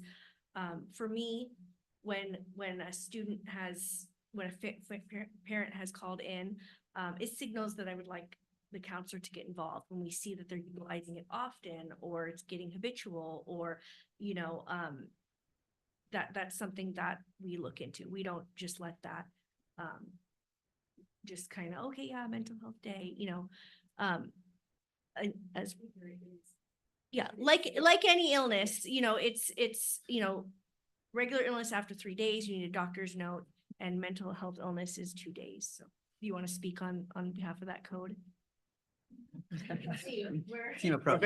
Yeah, team approach. So just to clarify, the state authorized students to call in to have a mental health day. So the state authorized that as a new excused absence. But as we've said, whether the absence is excused or unexcused, it still counts in the chronic absenteeism total. So that is how it's done. But as far as mental health day, the state gave that as a new reason folks could be absent. It is new. It's only been here a couple of years now. Thank you. I'm just thinking about are moving into I want to call it independent study, but it's the online learning. Perhaps when you have a child who's too sick to be at school, but might be able to do work at home, they can still work on their school work. I mean, I've been LPAC testing the last like 3 weeks and I'm getting coughed on all the time. I mean, people are sending their kids. Good to elbow school- cough. Yes. People are sending their kids to school pretty sick. Mhm. And this new virus is just, It's, it takes a long time to get over. But you know, there are times in the day when they could do some work. yes. And so I'm just wondering, perhaps that will help. We this. are lifting up our short-term independent study, which is from 3 to 14 days. Mhm. And then we would be expanding that as the year goes on before the end of this year until long-term independent study. We recognize that there are needs based on health of the student that's not well enough to come to school, but well enough to do a few hours Right. of work. Mhm. And we also recognize that we have a diverse population that needs diverse instructional models. And so we will be having our short-term independent study for those students for a variety of needs, as well as resurrecting our long-term independent studies for both virtual hybrid as well as homeschooling. Mhm. Thank you. And I should say the state of California has been having quite a few webinars and training across the entire state. It's very chronic absenteeism is a huge problem coming out of COVID. But ironically enough, for when we look at our students that have chronic absenteeism, they're really our young ones whose families have not yet realized that although TK and kindergarten may not be mandatory, they are really important to come regularly. And so we are working with our schools and they're having great incentive programs, breakfasts, pie in the face of the principal to really encourage those students to come to school whose they have to ask their parents to come. We're finding that there's students who can come on their own are more than likely coming regularly. So again, it's working with our families for 2 reasons. Those that we have said, please, if they're not feeling well, stay home, to make sure that we also know that we have the nurses and healthcare aides that kids come to school, we can say, no, you're not healthy enough, and we can have some support as during their absence for academics. But it's also reminding parents of our youngest students to breathe them regularly. And so that's where our efforts are. Ironically, as I said, it's really not our older students who could stay home and, come up with a good story. It's really our younger ones to really get them on that path of regular attendance, coming on time and staying for the full day.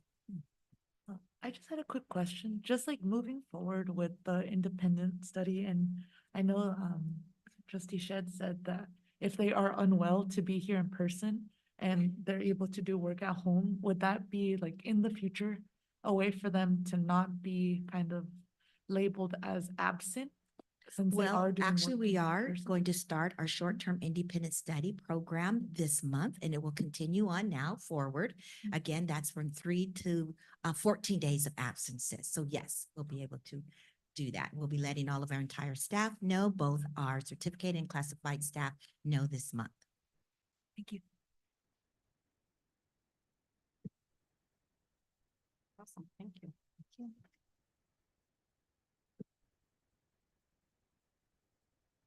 Moving on to our hearing session. The audience members may request to address the board on an item on or off the agenda per board bylaw 9323. Individual speakers shall be allowed 3 minutes to address the governing board on each agenda or non-agenda item. The board limits the total time for public input on each item to 20 minutes. The total time allowed for public comment shall be 30 minutes. Audience members wishing to address the board during the hearing session of the agenda should fill out a request to address the governing board form and turn it into the executive assistant prior to the board holding the hearing session. And we have one card, Carol Bright.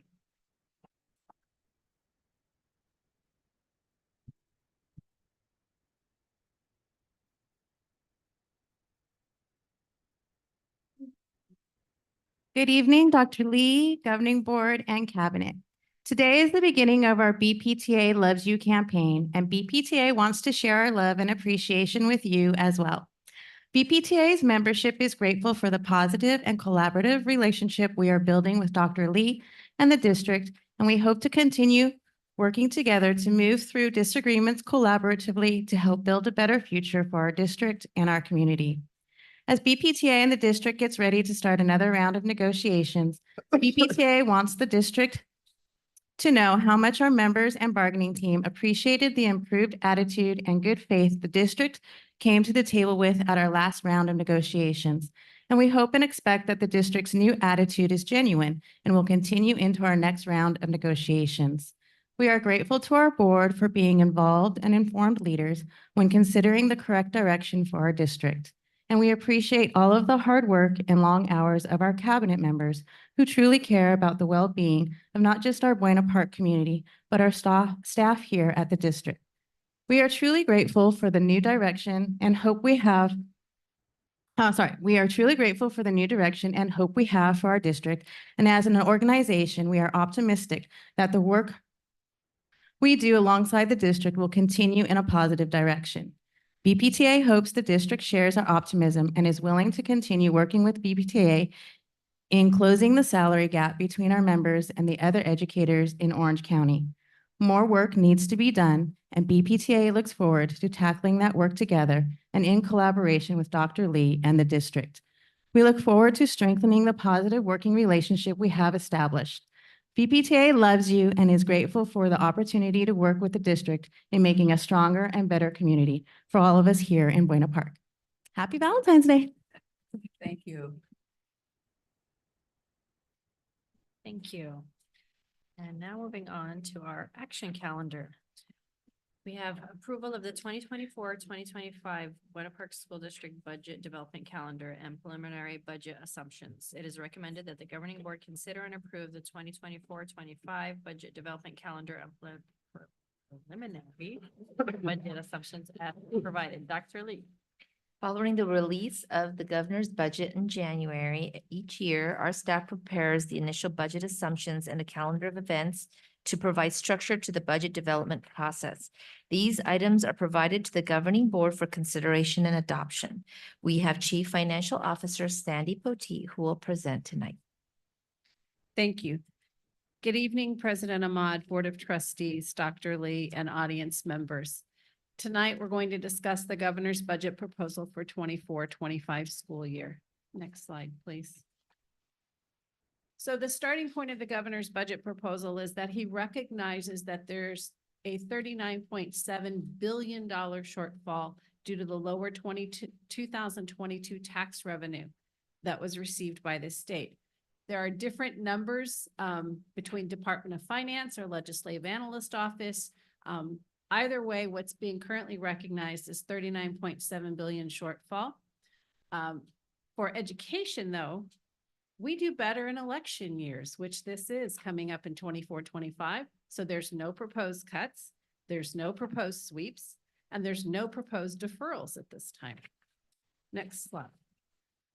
So the Proposition 98 budget, or the education budget, looks at the prior year, the current year, and the budget year that they're developing each time they analyze the Proposition 98. And the reason they do that is it builds upon each other. Where they landed the year before impacts where we go the next year. So in 22-23, because of the lower tax revenue, Proposition 98 was overfunded by $8 billion. So education was provided $8 million that they were not entitled to per the formula. What the governor is proposing is to cover that, and then in future years after 24-25, over the next 5 years, repay that back with future dollars that are not Proposition 98 dollars. So he's removing it from Proposition 98 so that he doesn't have to count it. The reason he needs to do this covering it, or this paper transfer that has been proposed, is that if he doesn't do that to bring down Proposition 98 for 22-23 and recognize that lower revenue, he then owes education, or the proposition then moves to a different test on how they calculate the revenue we receive, and schools will be funded, need an additional $4 billion in the Proposition 98. So it's a domino effect. They need to take the money that they overpaid us in 22-23 off the books and unrecognize it, because if they don't, they're going to owe us beyond that another $8 billion for 24-25. So we'll see where we land. But right now, there's no cuts, no sweeps, no deferrals. So go on to the next slide, please. So the COLA is down, but the COLA is not a measure of the state's financial health. The COLA is a federally calculated number. We'll have the final data point in April. The governor and the legislature will need to determine if they're going to fund the statutory COLA. But whether or not what the COLA is not defined by the state. So as you can see, in June of 2023, we were over 3% for the next 3 years. Currently, the projection for 24-25 is 0.76%, so less than 1%. And it finally reaches back to 3% in 26-27. The 0.76 is probably low because they don't have the fourth quarter data point yet. And their assumption in taking 0.76 is that there's zero change in that data point, and that's somewhat unrealistic. So we expect a slight change, maybe up to 1%, but we'll be monitoring to see what happens. Next slide, please. One new proposal in the state budget from the governor is the instructional continuity proposal. He's proposed that allow districts to add attendance recovery time to attendance data submitted to the state for both funding purposes and chronic absenteeism. So what he's proposed is that you could have school before school or after school program or Saturday school program that could offset an absence, and then you would no longer qualify for, it could help you get out of chronic absenteeism if you've had that many absences. The other piece is it would allow the district to collect ADA for that time. Right now, we don't collect any ADA for an absence, whether it's excused or unexcused, we don't get funded for it. This would allow that because it converts it from an absence to attendance time, we would get some funding for that.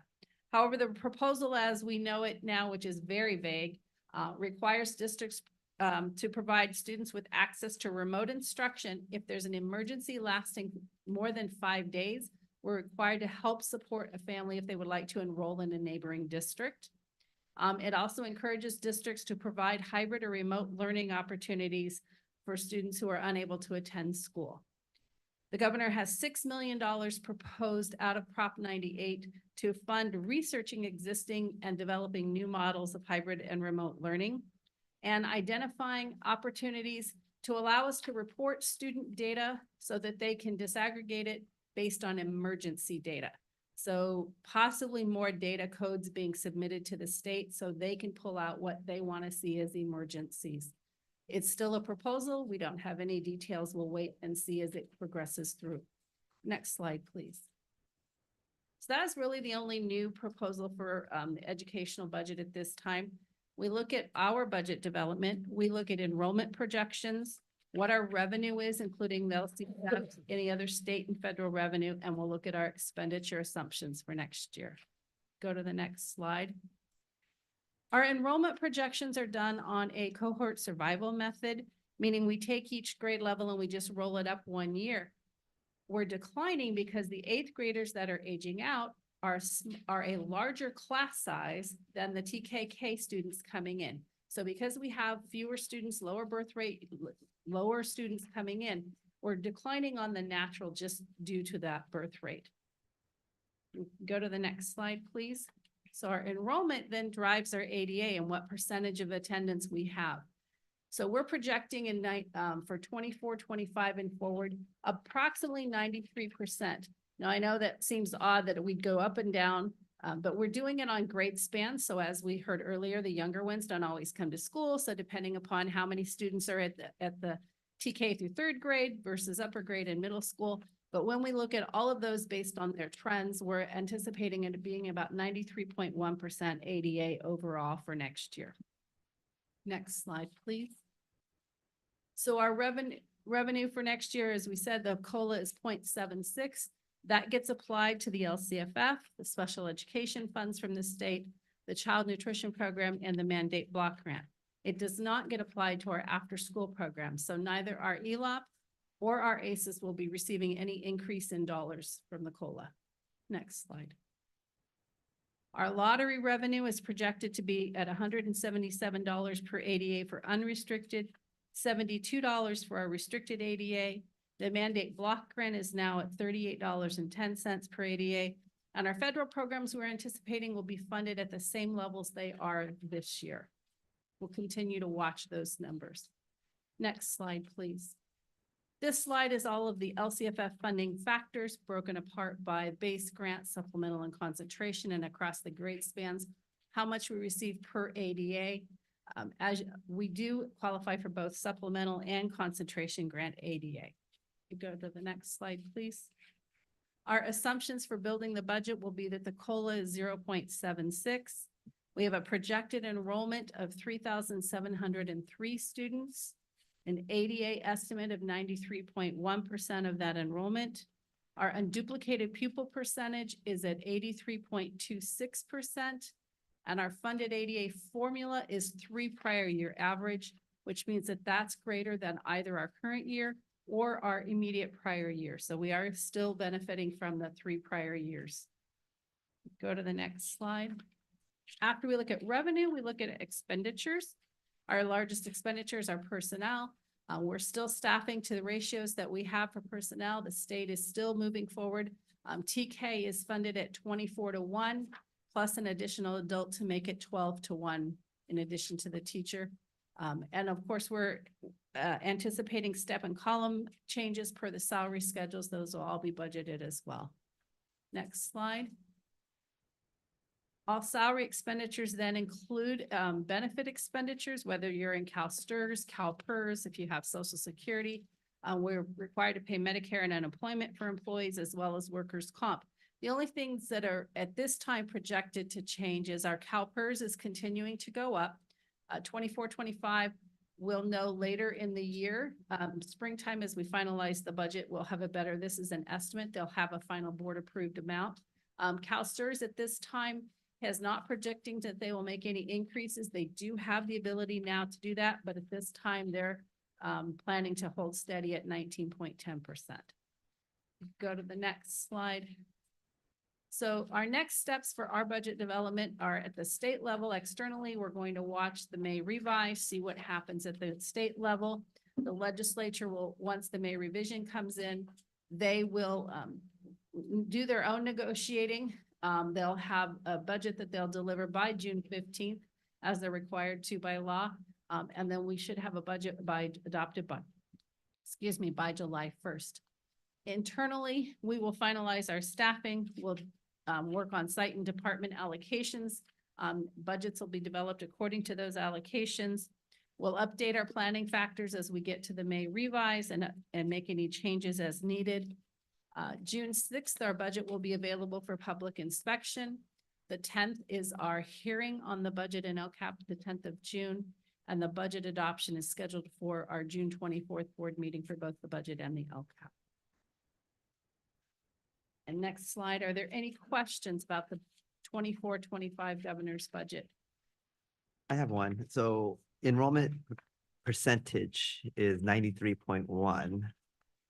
And every year the percentage keeps getting bigger of less kids coming to school Correct. from CBEDS, which is reported of how many kids we're supposed to have. So how Correct. many- And on this chart, I'm using the CBEDS date, but it's hard to do a comparison because as our enrollment grows after CBEDS date, so when you're looking historically, at the end of when we do our enrollment funding is at the end of period 2, which is in early April. So our enrollment is changing. And so when you're comparing what percentage is attending, you're looking at it at the very end. But what we look at here to project from is where our projection of CBEDS is based on where we land historically. Okay.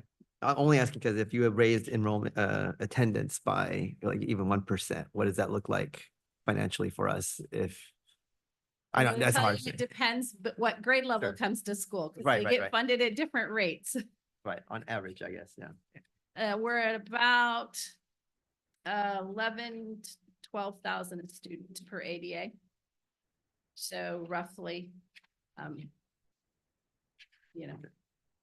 so we hope for improved attendance. That I think we're starting to see that. That's part of why we invested in our school engagement and outreach clerks, so that we have those positions at all of our sites to help us build that community involvement and get that attendance up at the schools.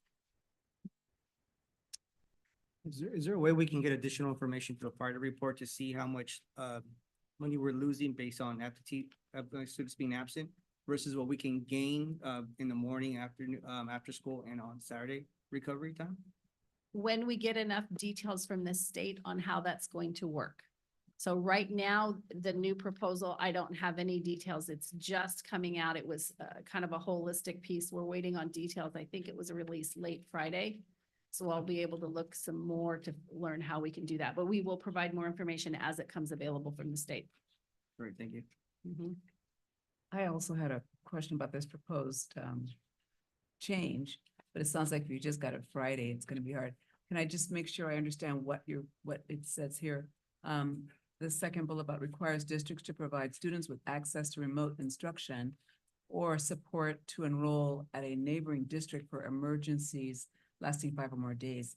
Are they saying that if our district doesn't have a remote access, that then we would They haven't really specified if what we don't have. I think what part of this is coming from, if you had wildfires, and so a family goes to a friend's house to live temporarily, that we should be supporting allowing that family to enroll in another district while this emergency is happening. That seems to be, from my understanding, sort of where this is coming from, but we'll certainly be exploring the details to learn beyond that, what else it is. Okay, yeah, there were a lot of families hit by that. Yeah, that makes sense. Thank you. Good. Thank you so much. Absenteeism seems to be the hot topic today, right? I come from a family of 9 kids, and my mom would keep my youngest brother home every Wednesday because the week was too long for him. None of us had to do that or was able to do that, but he needs a break. It's Wednesday. I'm like, okay.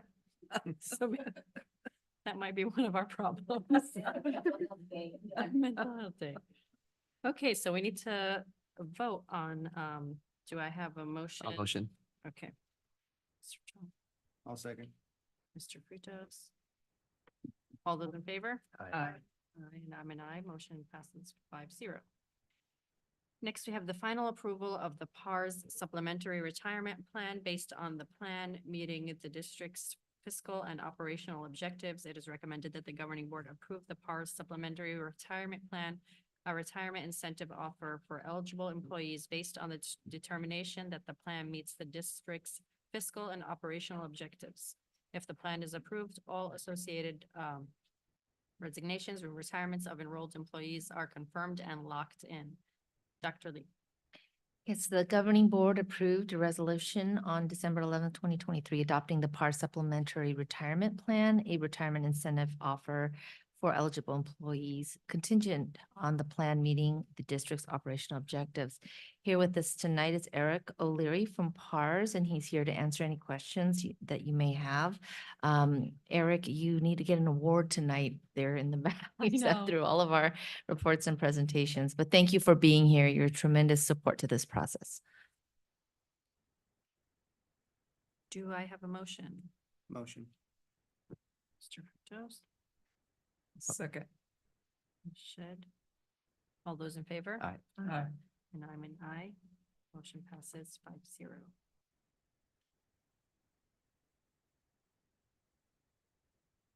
Next, we have authorization to solicit bids or proposals for copiers and components, equipment, services, software, installation, and configuration related to copiers. It is recommended that the governing board authorize to solicit bids or proposals for copiers and components, equipment, services, software, installation, and configuration related to copiers. Dr. Lee. Buena Park School District's copier fleet will be 6 years old in October of 2024. Based on copier needs assessments, as well as current copier leasing practices and continuous consultation with the staff, district managers, the determination has been made to replace our copier fleet via a formal bid for leased items.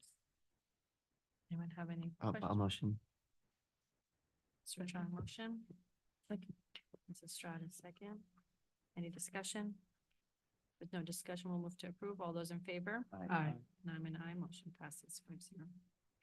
Approval to purchase technology supplies, technology equipment, technology software, and technology services from Howard Industries, Inc. via CMAS, California Multiple Awards Schedules Contracts. It is recommended that the governing board approve to purchase technology supplies, equipment, software, services from Howard Industries, Inc. via the listed CMAS contracts. Dr. Lee. Yes, to utilize a CMAS contract, the district must find that it is in the best interest of the district to purchase such supplies, equipment, and software and services through the usage of a CMAS contract. This will ensure compliance with the competitive bid process and also ensure that the district takes advantage of the lowest negotiated costs. Do I have a motion? I'll motion. Shed. Second. Mr. Frutos. Any discussion? With no discussion, we'll move to approve. All those in favor? Aye. I'm an aye, motion passes 5-0. Next, we have approval to purchase custodial and cleaning materials, supplies, and services from Supply Solutions via CMAS, California Multiple Award Schedules Contracts. It is recommended that the governing board give approval to purchase custodial and cleaning supplies and services from Supply Solutions via the listed CMAS contracts. Dr. Lee. Yes, as a part of the district's ongoing custodial and facility maintenance and upkeep, the Buena Park School District plans to purchase and or acquire custodial and cleaning materials, supplies, and services through the CMAS contract for use with district projects and or day-to-day operations. Do I have a motion? Motion. Mrs. Strato. Second. I'll second. Ms. Shedd, any discussion? With no discussion, we'll move to approve. All those in favor? Aye. I'm an aye, motion passes 5-0. Next, we have an adjustment to the governing board meeting schedule for the April 15th, 2024 regular board meeting. It is recommended that the governing board approve the adjustment of the start time of the April 15th, 2024 governing board meeting to allow time for a study session. Dr. Lee? The Buena Park School District is currently exploring the option of placing a bond measure on the ballot for the upcoming 2024 election. A study session is being planned to review the bond process. To facilitate the study session at a regularly scheduled governing board meeting, the district requests that the April 15th board meeting start at 4 p.m. instead of 5 p.m. 4 p.m. for April 15th. Do I have a motion? Motion. Mr. Frutos, thank you. Do I have a second?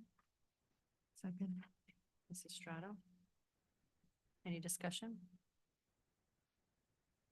No further discussion. All those in favor? Aye. I'm an aye, motion passes 5-0. Sure to change that on our schedules. I think that's what you guys are all busy doing. Next, we have nominations and vote for the 2024 California School Boards Association CSBA Delegate Assembly. It is recommended that the governing board nominate and vote for no more than 7 candidates for the 2024 CSBA Delegate Assembly. So for this item, we do have 7 names. I wanted to ask the board if they would like each one to nominate one person, or do you want to just nominate all 7? Because we're able to put in 7 names. And I know Ms. Shedd has experience with this since she's on that delegate assembly. Yeah. What would you like to do? Question though, like, how do they select these 7 people? These are the people running for those spots. They have 7 open positions, and these are the 7 that are running. And there's 7 open positions. So basically, So you have to like put your name in the hat? yeah, Rhoda, you don't want to put your name in the hat? she's on there. But her year is still not, she has 1 more year. Yeah, she has 1 more year.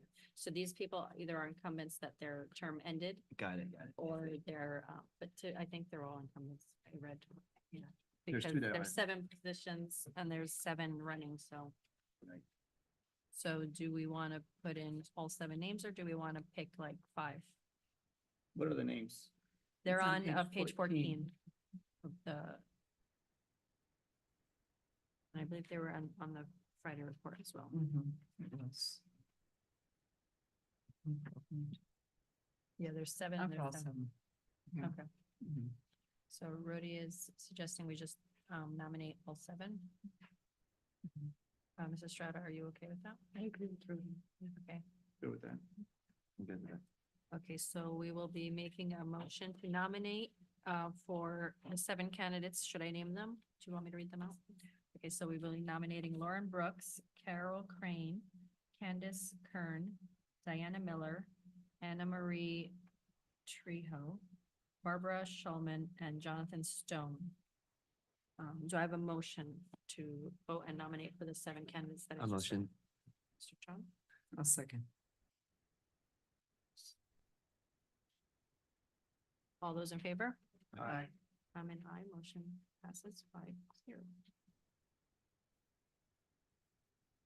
Next, we have our discussion calendar. We have two job descriptions, administrator, information and educational technology, and a learning coach.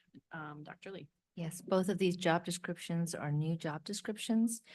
However, the Administrator of Information and Educational Technology has the same funding source as the TOSA of EdTech that we will not be backfilling. For the job description of the Learning Coach, this person at each elementary site as well as junior high sites will serve as an interventionist for our Tier 3 plan per the Learning Recovery Plan and funded through that grant as well. Did everyone take a look? This is just a discussion item, so next meeting we'll be voting on it, correct? Okay. Anyone have any questions about those 2 positions? Okay, so we will move on then to the consent calendar. Unless a trustee has a question concerning a particular item and asks that it be withdrawn from the consent calendar, the items are approved at one time by the governing board. Mr. Chung, do you have anything? No. Ms. Shedd? No, I don't have anything. Mr. Pecos? Nothing for me. Okay, so do I have a motion to approve items A through M? Motion. Mr. Pecos? Second. Strato? All those in favor? Aye. And I'm an aye, motion passes 5-0. Information correspondence, major topics, 2023, 2024, Dr. Lee. I'm sorry. I think it's just our board meeting. Yes, our major topics, yes. there are no changes to the major topics. Thank you. Okay. Moving on to closed session, conferences with Dr. Julian Lee, Superintendent of the Buena Park School District, Labor Relations, Buena Park Teacher Association, Government Conference Code 954957.6, Labor Relations, California School Employee Association, Chapter 569, Government Conference Code 54957.6, Labor Relations, Non-Represented Management and Confidential Contracts Employees, Government Code 54957.6, Public Employee Discipline, Dismissal, Release, Public Employee Evaluation, Superintendent Mid-Year Evaluation. Do I have a motion to go into closed session? A motion. Mr. Chong, Second. Mr. Fudos? All those in favor? Aye. Now I'm an aye. Motion passes 5-0 at 7:13.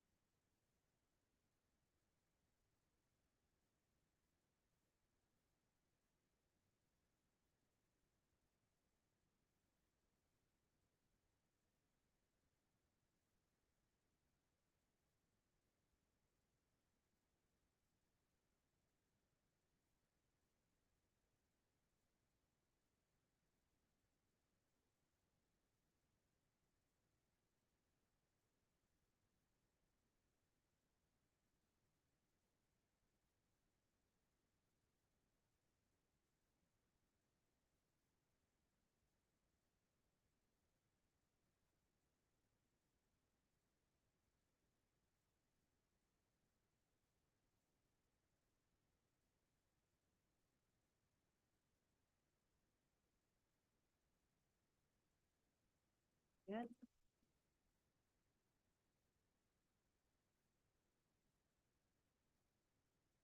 Okay. Now we got an email about Rita Crossing here. Yeah, Gilbert. Are reconvening, do I need a motion, make a motion? to Motion, reconvene? yes. I'll make a motion to reconvene. I'll second. Okay. Shed, all those in favor? Aye. Governing board meeting reconvened at 9:49. Reporting out of closed session, there is nothing to report. Do I have a motion to adjourn? Motion. Second. Oh, I can't even keep up. All those in favor? Aye. I'm an aye, motion carries 5-0. The governing board meeting adjourned at 9:49 as well. Thank you, everybody. Thank you.